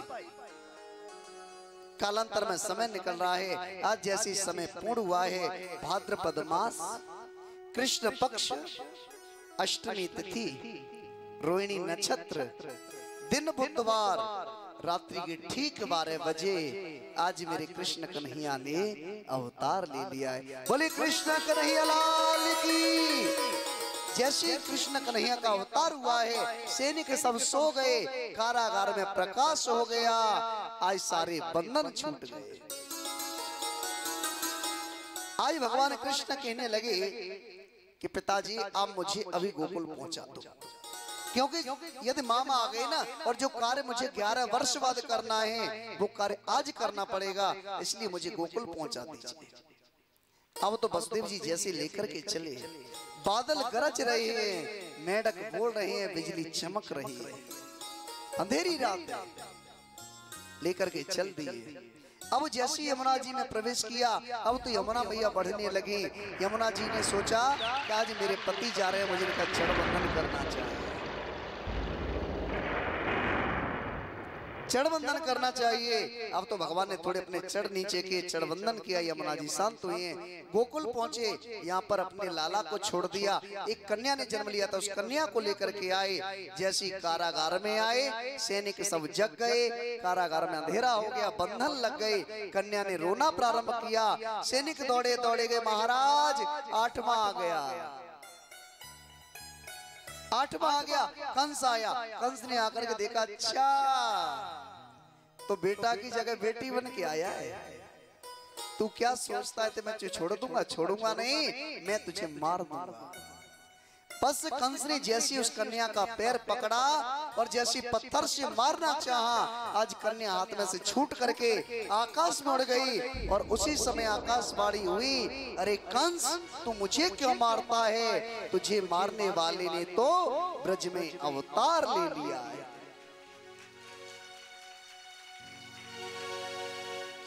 अब चलें जरा 2 मिनट गोकुल की ओर, फिर उसके बाद सुंदर झांकी आएगी। 2 मिनट की बात है। गोकुल में रहे में नंद बाबा और यशोदा मैया। नंद बाबा की उम्र रहेगी 90 वर्ष की, लेकिन अभी कोई छोरा सो ना भयो। अब नंद बाबा सोच रहे भैया 90 को तो है, पर अभी तो भयो ना है। एक दिन वहां से 24 ब्राह्मण निकल के जा रहे थे। नंद बाबा ने प्रणाम किया, महाराज प्रणाम। 24 ब्राह्मण बोले पुत्रवान भव। नंद बाबा बोले महाराज कौन सा आशीर्वाद दे रहे हो? महाराज कौन सा आशीर्वाद दे रहे हो? 90 वर्ष को है, अभी तो भयो ना, तुम कह रहे हो पुत्रवान भव। ब्राह्मण बोले बाबा अब तो आशीर्वाद निकस गयो, अब तो तेरे घर में छोरा है कहीं रही। अब तो नंद बाबा को पक्का भरोसा है गयो। अब नंद बाबा की दो बहनें हैं, ब्राह्मणों ने अनुष्ठान प्रारंभ किया। नंद बाबा की दो बहनें हैं, नंदा और सुनंदा। नंद बाबा दौड़े दौड़े गए, अरे बहन तू मेरे संग जल्दी चल, तू बुआ बने वाली है। सुनंदा बोली अरे भैया जादना को मोकू जाने कवते प्रतीक्षाई भैया, पर मैं तेरे संग ही चलूंगी। पर भैया जी तो बता कब बने वाली हूँ। नंद बाबा बोले जी कछु ना पतो। ये ननद है ना, ये ननद ये बड़ी चालाक है सा। इन्हें मालूम पड़ जाए ना कि भाभी के कछु है वारो है। आहा, इन्हें मालूम पड़ जाए कि भाभी के कछु है वारो है। 6 महीना पहले ही आके डेरा डाल रहे हैं अपने। सच में भाभी की खूब सेवा करें और बाद में बधाई लेके जाए। पर आज की भाभी बड़ी चालाक है गई है। आज की भाभी बड़ी चालाक है, चाहे घर में नौकरानी लगा ले पर ननद है ना बुला में। अरे महाराज तुम्हें ना मालूम, मैं तो बिस्तर में पड़ी रहूंगी, मेरी ननद बड़ी चोट नहीं आई।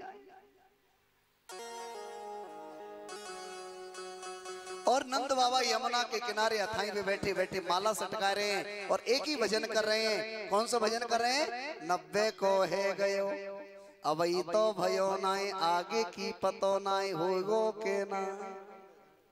एक ही भजन चल रहा है, 90 को है गयो अबई तो भयो नाई, आगे की पतो नाई होगो के ना।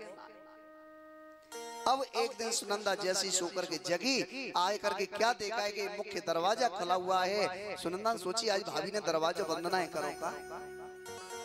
लेकिन जैसी भाभी के पास आई तो क्या देखा है कि भाभी के बगल में एक बालक चुंदरी ओढ़ के लेटा है। अब सुनंदा सोची हे ठाकुर जी लालाई के लाली, हे ठाकुर जी लालाई के लाली, यदि लाली भई ना तो भाभी को 9 लाख का हार नहीं मिल पावे। अब थोड़ी सी चुंदरी उठावे फिर ढक दे, हे ठाकुर जी लालाए के लाली, हे ठाकुर जी लालाए के लाली। और जैसी पूरी चुंदरी उठाई, जैसी पूरी चुंदरी उठाई, लाला को दर्शन है गयो, चीख पड़ी है गयो है गयो है गयो। पड़ोसी निकल गए, काय गो हे कछु ना है भयो। सुनंदा ने सोची यदि मोते पहले काऊ ने भाभी ये भैया बताए दी ना तो मेरी तो इनाम मारी जाएगी, मेरी इनाम मारी जाएगी। अब तो सुनंदा बोली भैया कहाँ है? तो बताई कि भैया तो अथाई पे बैठो माला सटका रहो है। अब सुनंदा दौड़ी दौड़ी गई और नंद बाबा से बोली, नंद बाबा से बोली भैया मेरी इनाम का है। नंद बाबा ने तिजोरी की चाबी दी कि चाबी पकड़ बात का है। सुनंदा बोली भैया भाभी के लाला हो गया, बस इतनी कही और नंद बाबा यमुना मैया में कूद पड़े। नंद बाबा यमुना मैया में कूद पड़े और यमुना मैया में कूद के नंद बाबा ने एक से एक डुबकी लगाई और एक से एक डुबकी लगाए गए। नंद बाबा निकले, पीले वस्त्र पहने, सर पे पगड़ी बांधी, माथे पे चंदन लगायो, आँखिन में काजल लगायो, मूछन में इत्र लगायो, मुंह में पान दबायो, गले में कंठी पहनी, पायन में पादुका पहनी और दर्पण लेके खड़े है भैया मैं कैसो लगे रहे हो। ब्रजवासी बोले बाबा तो को 90 वर्ष को कहोगे हो, तू तो ऐसा लग रहा तेरा आज ब्याह है के आयो। अब तो नंद बाबा ने ब्राह्मण बुलाए जात कर्म संस्कार कराने के लिए। ग्वाल वाल बोले, ब्रजवासी बोले बाबा ने अपने लाला को मोड़ो तो दिखाई दे। नंद बाबा बोले भैया भाई हम नहीं ना देखो तो तुम्हें कांते दिखाई दे। ग्वाल ब्रजवासी बोले बाबा तो ना मालूम, जब लाला को पहली बार मोड़ो देखे ना तो नाच नाच के देखे। नंद बाबा बोले भैया हमसे तो नाचे वही ना। ब्रजवासी बोले बाबा तो लाला को मोड़ो देखना फिर तो नाचो नहीं पड़ेगा। अब तो नंद बाबा ने जैसे एक हाथ सर पे रखो, एक हाथ कमर पे रखो और जैसे ही नंद बाबा ने ठुमका लगायो, जैसे ही नंद बाबा ने ठुमका लगायो, इतने में नंद बाबा को मित्र एक दही से भरो मटका लेके आ रहे हो। बाने जैसी नंद बाबा को नाचते देखो, प्रेम में गदगद है गयो, सोच में लगो कहूँ मेरे भैया को नजर नहीं लग जाए। सुबह ने दही से भरो मटका नंद बाबा के ऊपर ही उड़ेल दियो। नंद बाबा बोले दारी के जी करो धरो श्रृंगार तेने धूले मिलाए दयो। ब्रजवासी बोले बाबा तो ना मालूम, जब पहली बार लाला को मोहड़ो देखे तो दही में नायकी देखे। नंद बाबा बोले भैया तो तेने बड़ी कृपा करी। अब देखिए हमारे बीच भी भगवान कृष्ण आपको दर्शन देने के लिए आ रहे हैं। थोड़ी बीच में व्यवस्था जगह बना लीजिए थोड़ा सा। और एक सुंदर सूचना और मैं आपको दे दूं। एक सूचना सुन लीजिए आप सभी ध्यान से। चलो बाद में बताइए। बोली कृष्णा कन्हैया लाल की जय हो। जय हो। राधे बधाई हो। आवाज निकल नहीं जाए यार। राधे पड़ोसन के लाला हो जब देखो। बधाई हो। जय हो। बधाई हो। आइए सभी नंद के आनंद भैया और ध्यान दीजिए।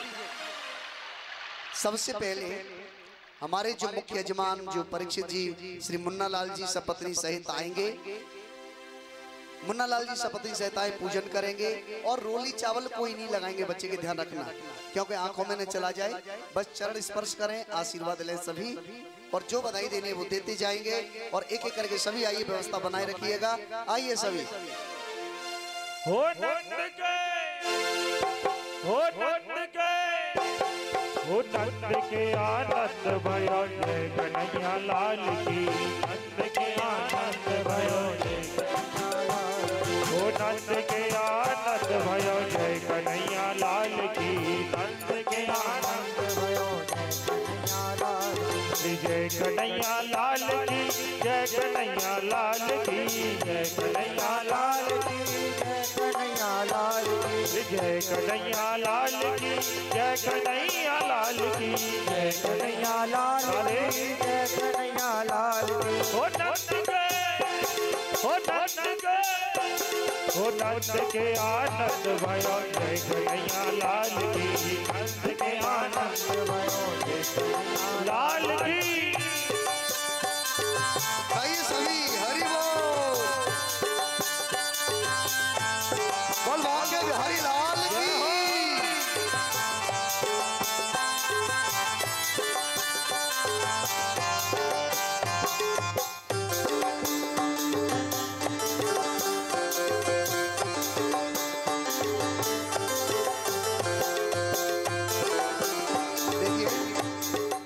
जिससे पूजन करना वो एक एक करके आते हैं। जल्दी जल्दी व्यवस्था बनाए रखें। बैठते जाए, खड़े नहीं हो। भीड़ नहीं लगाई, एक एक करके आइए लाइन से। जो भी पूजन करना चाहते हैं वो जल्दी जल्दी आइए। हरि हरि बोल।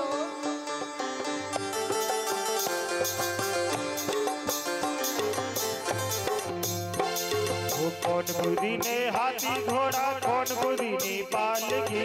कौन बुद्धि ने हाथी घोड़ा और दीनी पाल की। अरे कौन बुद्धि ने हाथी घोड़ा, कौन बुद्धि ने पाल की। कौन बुद्धि ने हाथी घोड़ा, कौन बुद्धि ने पाल की। ओ नंद के, ओ नंद के, ओ नंद के आनंद भयो जय कन्हैया लाल की। नंद के आनंद भयो जय कन्हैया लाल की। नंद के आनंद भयो जय कन्हैया लाल की। नंद के आनंद भयो जय कन्हैया लाल की।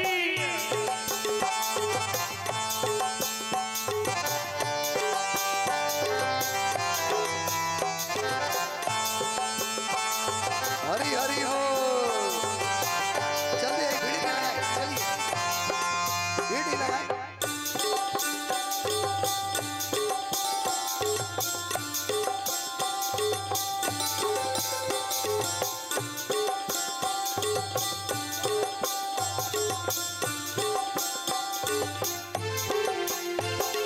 ज्वालन को हाथी घोड़ा, बूढ़न को पाल की। ज्वालन को हाथी घोड़ा, बूढ़न को पाल। अरे छोरन को हाथी घोड़ा, बूढ़न को पाल की। छोरन को हाथी घोड़ा, बूढ़न को पाल की। ज्वालन को हाथी घोड़ा, बूढ़न को पाल की। ज्वालन को हाथी घोड़ा, बूढ़न को पाल की। ओ नंद के आनंद भयो जय कन्हैया लाल की। नंद के आनंद भयो जय कन्हैया लाल की। जय कन्हैया लाल की, जय हो दाऊ दयाल की। जय कन्हैया लाल की, जय हो गोपाल की। ओ नंद के आनंद भयो जय कन्हैया लाल की। नंद के आनंद भयो जय कन्हैया लाल की। हरि हरि बोल।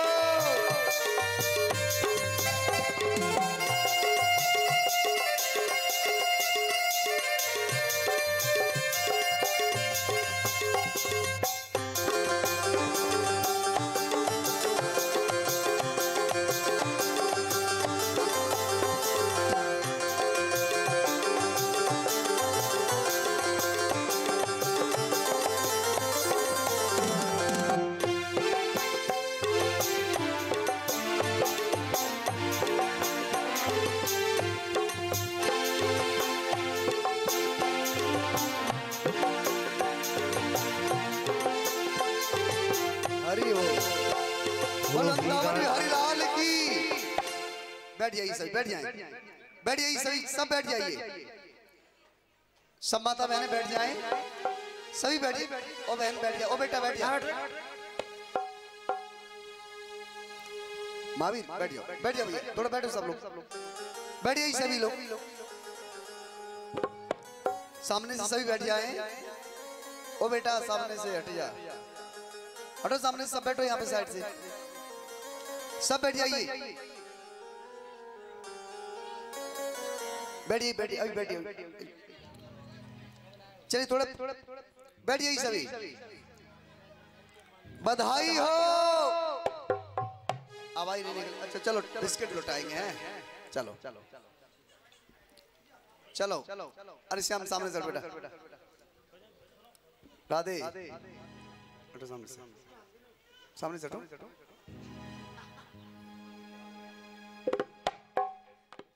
चलो बधाई हो। चलो पहले, अब आवाज तो निकल नहीं रही आपकी है, बिस्किट पहले उठाते हैं, चलो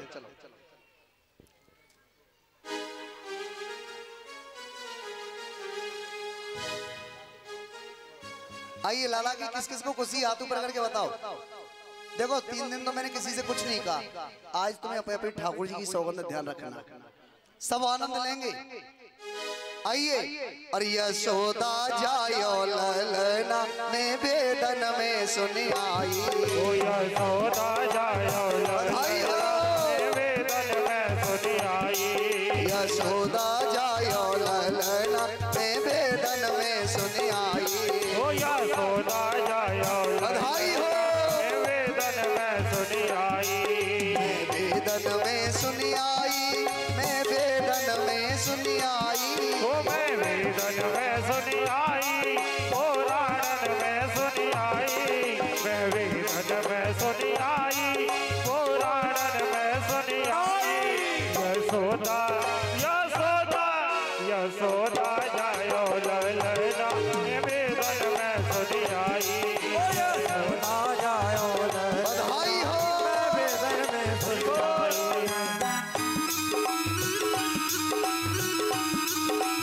श्री हरि।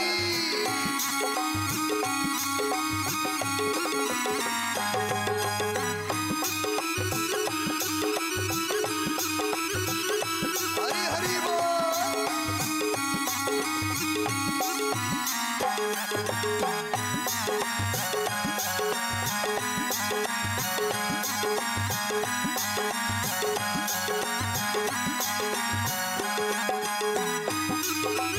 हरि हरि बोल। बधाई हो।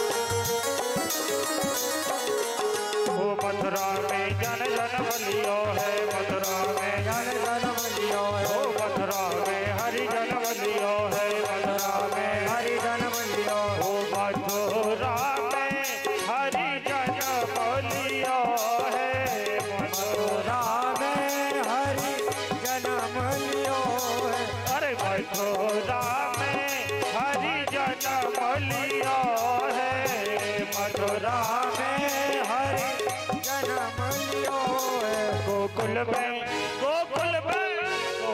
में झूले पलना निवेदन में सुनी आई, यशोदा जायो ललना में वेदन में सुनी आई, ओ यशोदा जायो ललना में वेदन में सुनी आई, यशोदा जायो ललना में वेदन में सुनी आई।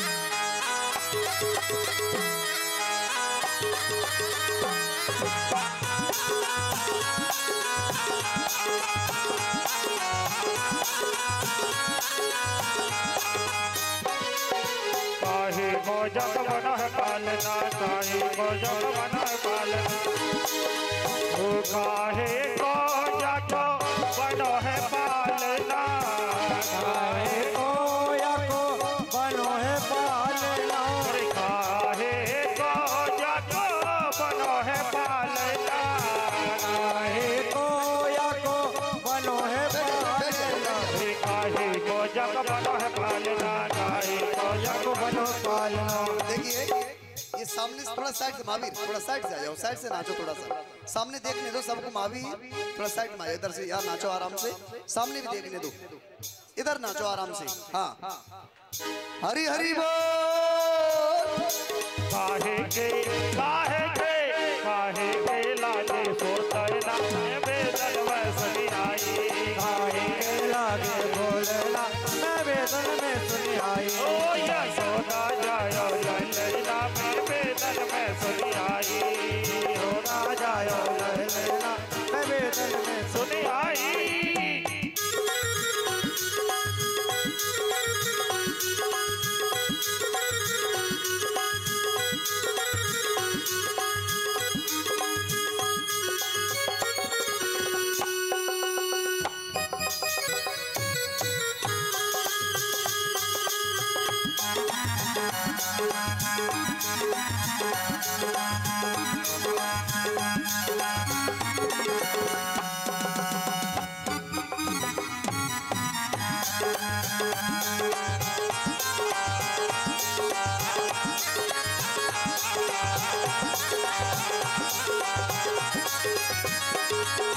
चंदन को जग बना है पालना, चंदन को याको बनो पालना, चंदन को जग बना है पालना, चंदन को याको बनो पालना, चंदन को जग बनो है पालना, चंदन को याको बनो है पालना, चंदन को जग बनो है पालना, धन को याको बनो है पालना, चंदन को जग बनो है पालना, चंदन को जग बनो पालना, सबके लागे पहुंचना मैं बेदन में सुनी आई, राजा यो लैला मैं वेदन में सुनी आई, ओ मैं बेदन में सुनी आई, पुराणन में सुनी आई, मैं बेदन में सुनी आई, पुराणन में सुनी आई, ओ यशोदा यशोदा यशोदा जायो लैला मैं बेदन में सुनी आई, यशोदा राजा यो लैला मैं वेदन में हरि हरि बोल।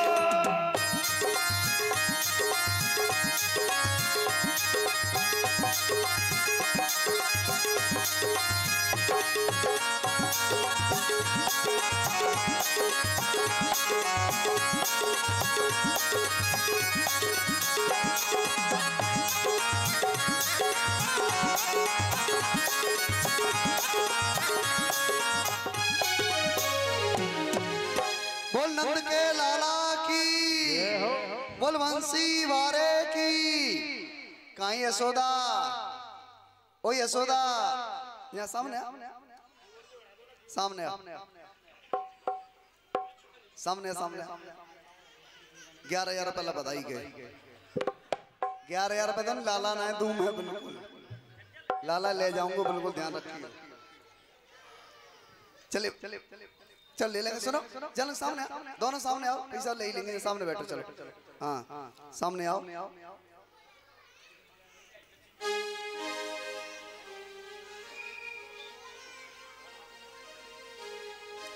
चलिए हाँ यशोदा यहाँ लरंदा बाबा माँ का ले यार, चलो यहाँ चढ़ा दे, हाँ नहीं चढ़ा दे, और सामने आओ, चलो सामने पहुंचो, हाँ सामने सामने सामने दोनों सामने आ जाओ। ऐसो कह मैं कि जब तक ब्राह्मणों को आशीर्वाद ना हो तब तक ठीक ना आए, तो भैया ये कन्हैया आज लगी ना, ये सबके हैं, ये सबके हैं, तो भैया आशीर्वाद देंगे, ठीक है। अब मैं गा के दूं, तुम सब नाच करके देंगे लाला को आशीर्वाद, ठीक है। अरे जुग जुग जीवेरी यशोदा मैया तेरो ललना। जुग जुग जीवेरी यशोदा मैया तेरो ललना। जुग जुग जीवेरी यशोदा मैया तेरो ललना। जुग जुग जीवेरी यशोदा मैया तेरो ललना। तेरो ललना री मैया तेरो ललना। ओ तेरो ललना री मैया तेरो ललना। जुग जुग जीवेरी यशोदा मैया तेरा ललना। ओ जुग जुग जीवेरी यशोदा मैया तेरो ललना। जय हो।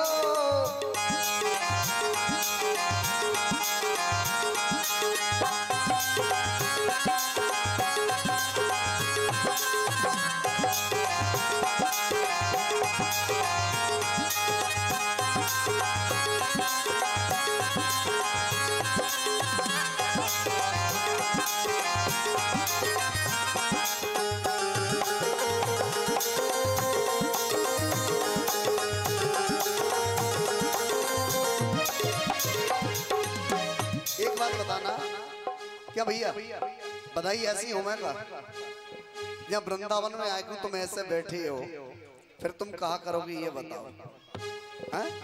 एक बात बताओ, या वृंदावन में भी आकर के तुम ऐसे बैठोगे तो कैसे काम चलेगा ये बताइए। मैं आरती भी कराने में 1.5 मिनट लगी, 6 बजे के ध्यान रख लेना। आनंद आपको लेना है तो ठीक है, तो ऐसे थोड़ा ही है, ऐसे बैठे जैसे सिनेमा चल रहा हुआ है, ऐसे बैठ गए। हरि हरि बोल।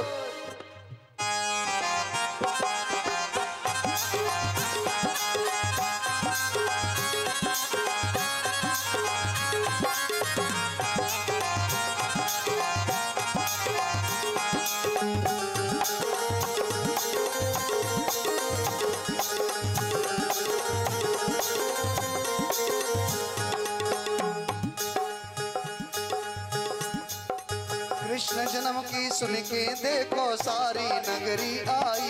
ओ कृष्ण जन्म की सुन के देखो सारी नगरी आई। कृष्ण जन्म की सुन के देखो सारी नगरी आई। कृष्ण जन्म की सुन के देखो सारी नगरी आई। नंद बाबा के आंगन में तो बाज रही शहनाई। ओ नंद बाबा के आंगन में तो बाज रही शहनाई। सखियां बन गई हैं दुल्हनिया तेरा ललना। ओ सखियां बन गई हैं दुल्हनिया तेरा ललना। जुग जुग जीवेरी यशोदा मैया तेरा ललना। जुग जुग जीवेरी यशोदा मैया तेरा ललना। हरि बोल।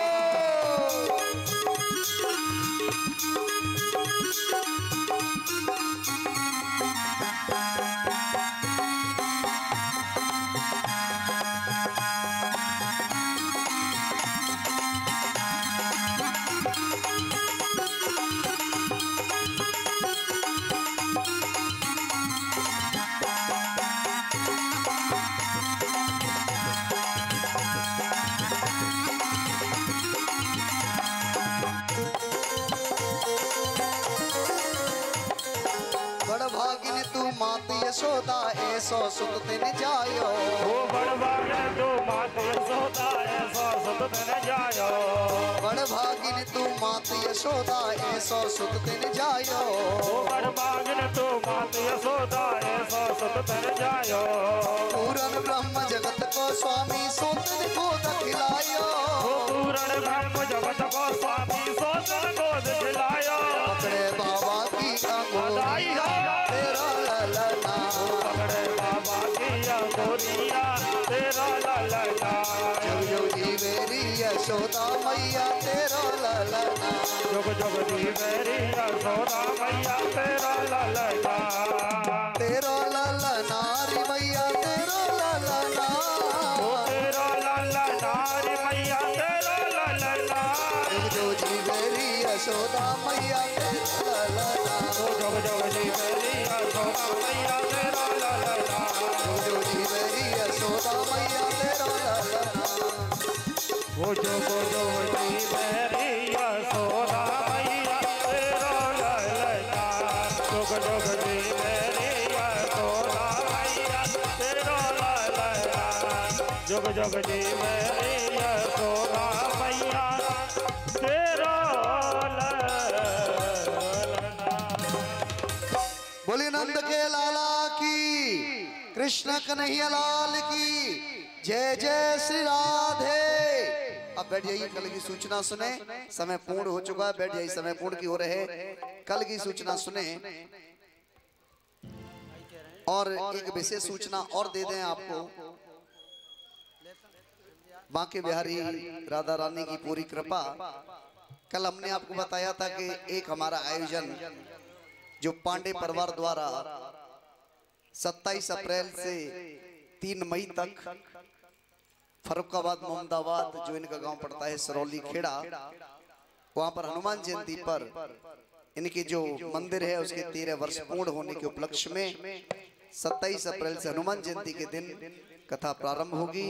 और आज एक भक्त हमारे श्री प्रवीण रस्तोगी जी, उन्होंने अपना एक नया मकान लिया है, उसका गृह प्रवेश, उस सब के उपलक्ष्य में इनके यहाँ पर 13 जून से 19 जून तक श्रीमद् भागवत जी का आयोजन होगा इंदिरापुरम गाजियाबाद में। एक बार जोरदार तालियां इनके लिए भी।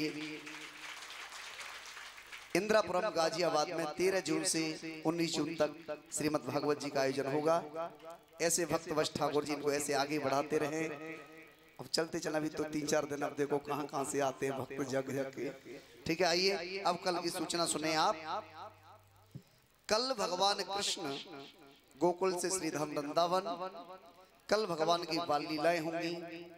काली देह से कालिया को निकालेंगे, चिरहर लीला, और कल गोवर्धन पूजा होगी। कल भैया श्री गिरिराज जी महाराज का पूजन होगा।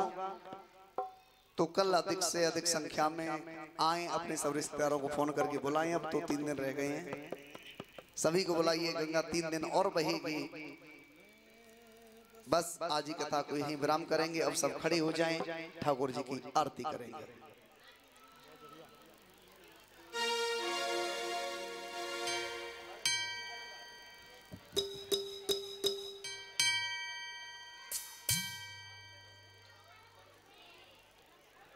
हेलो,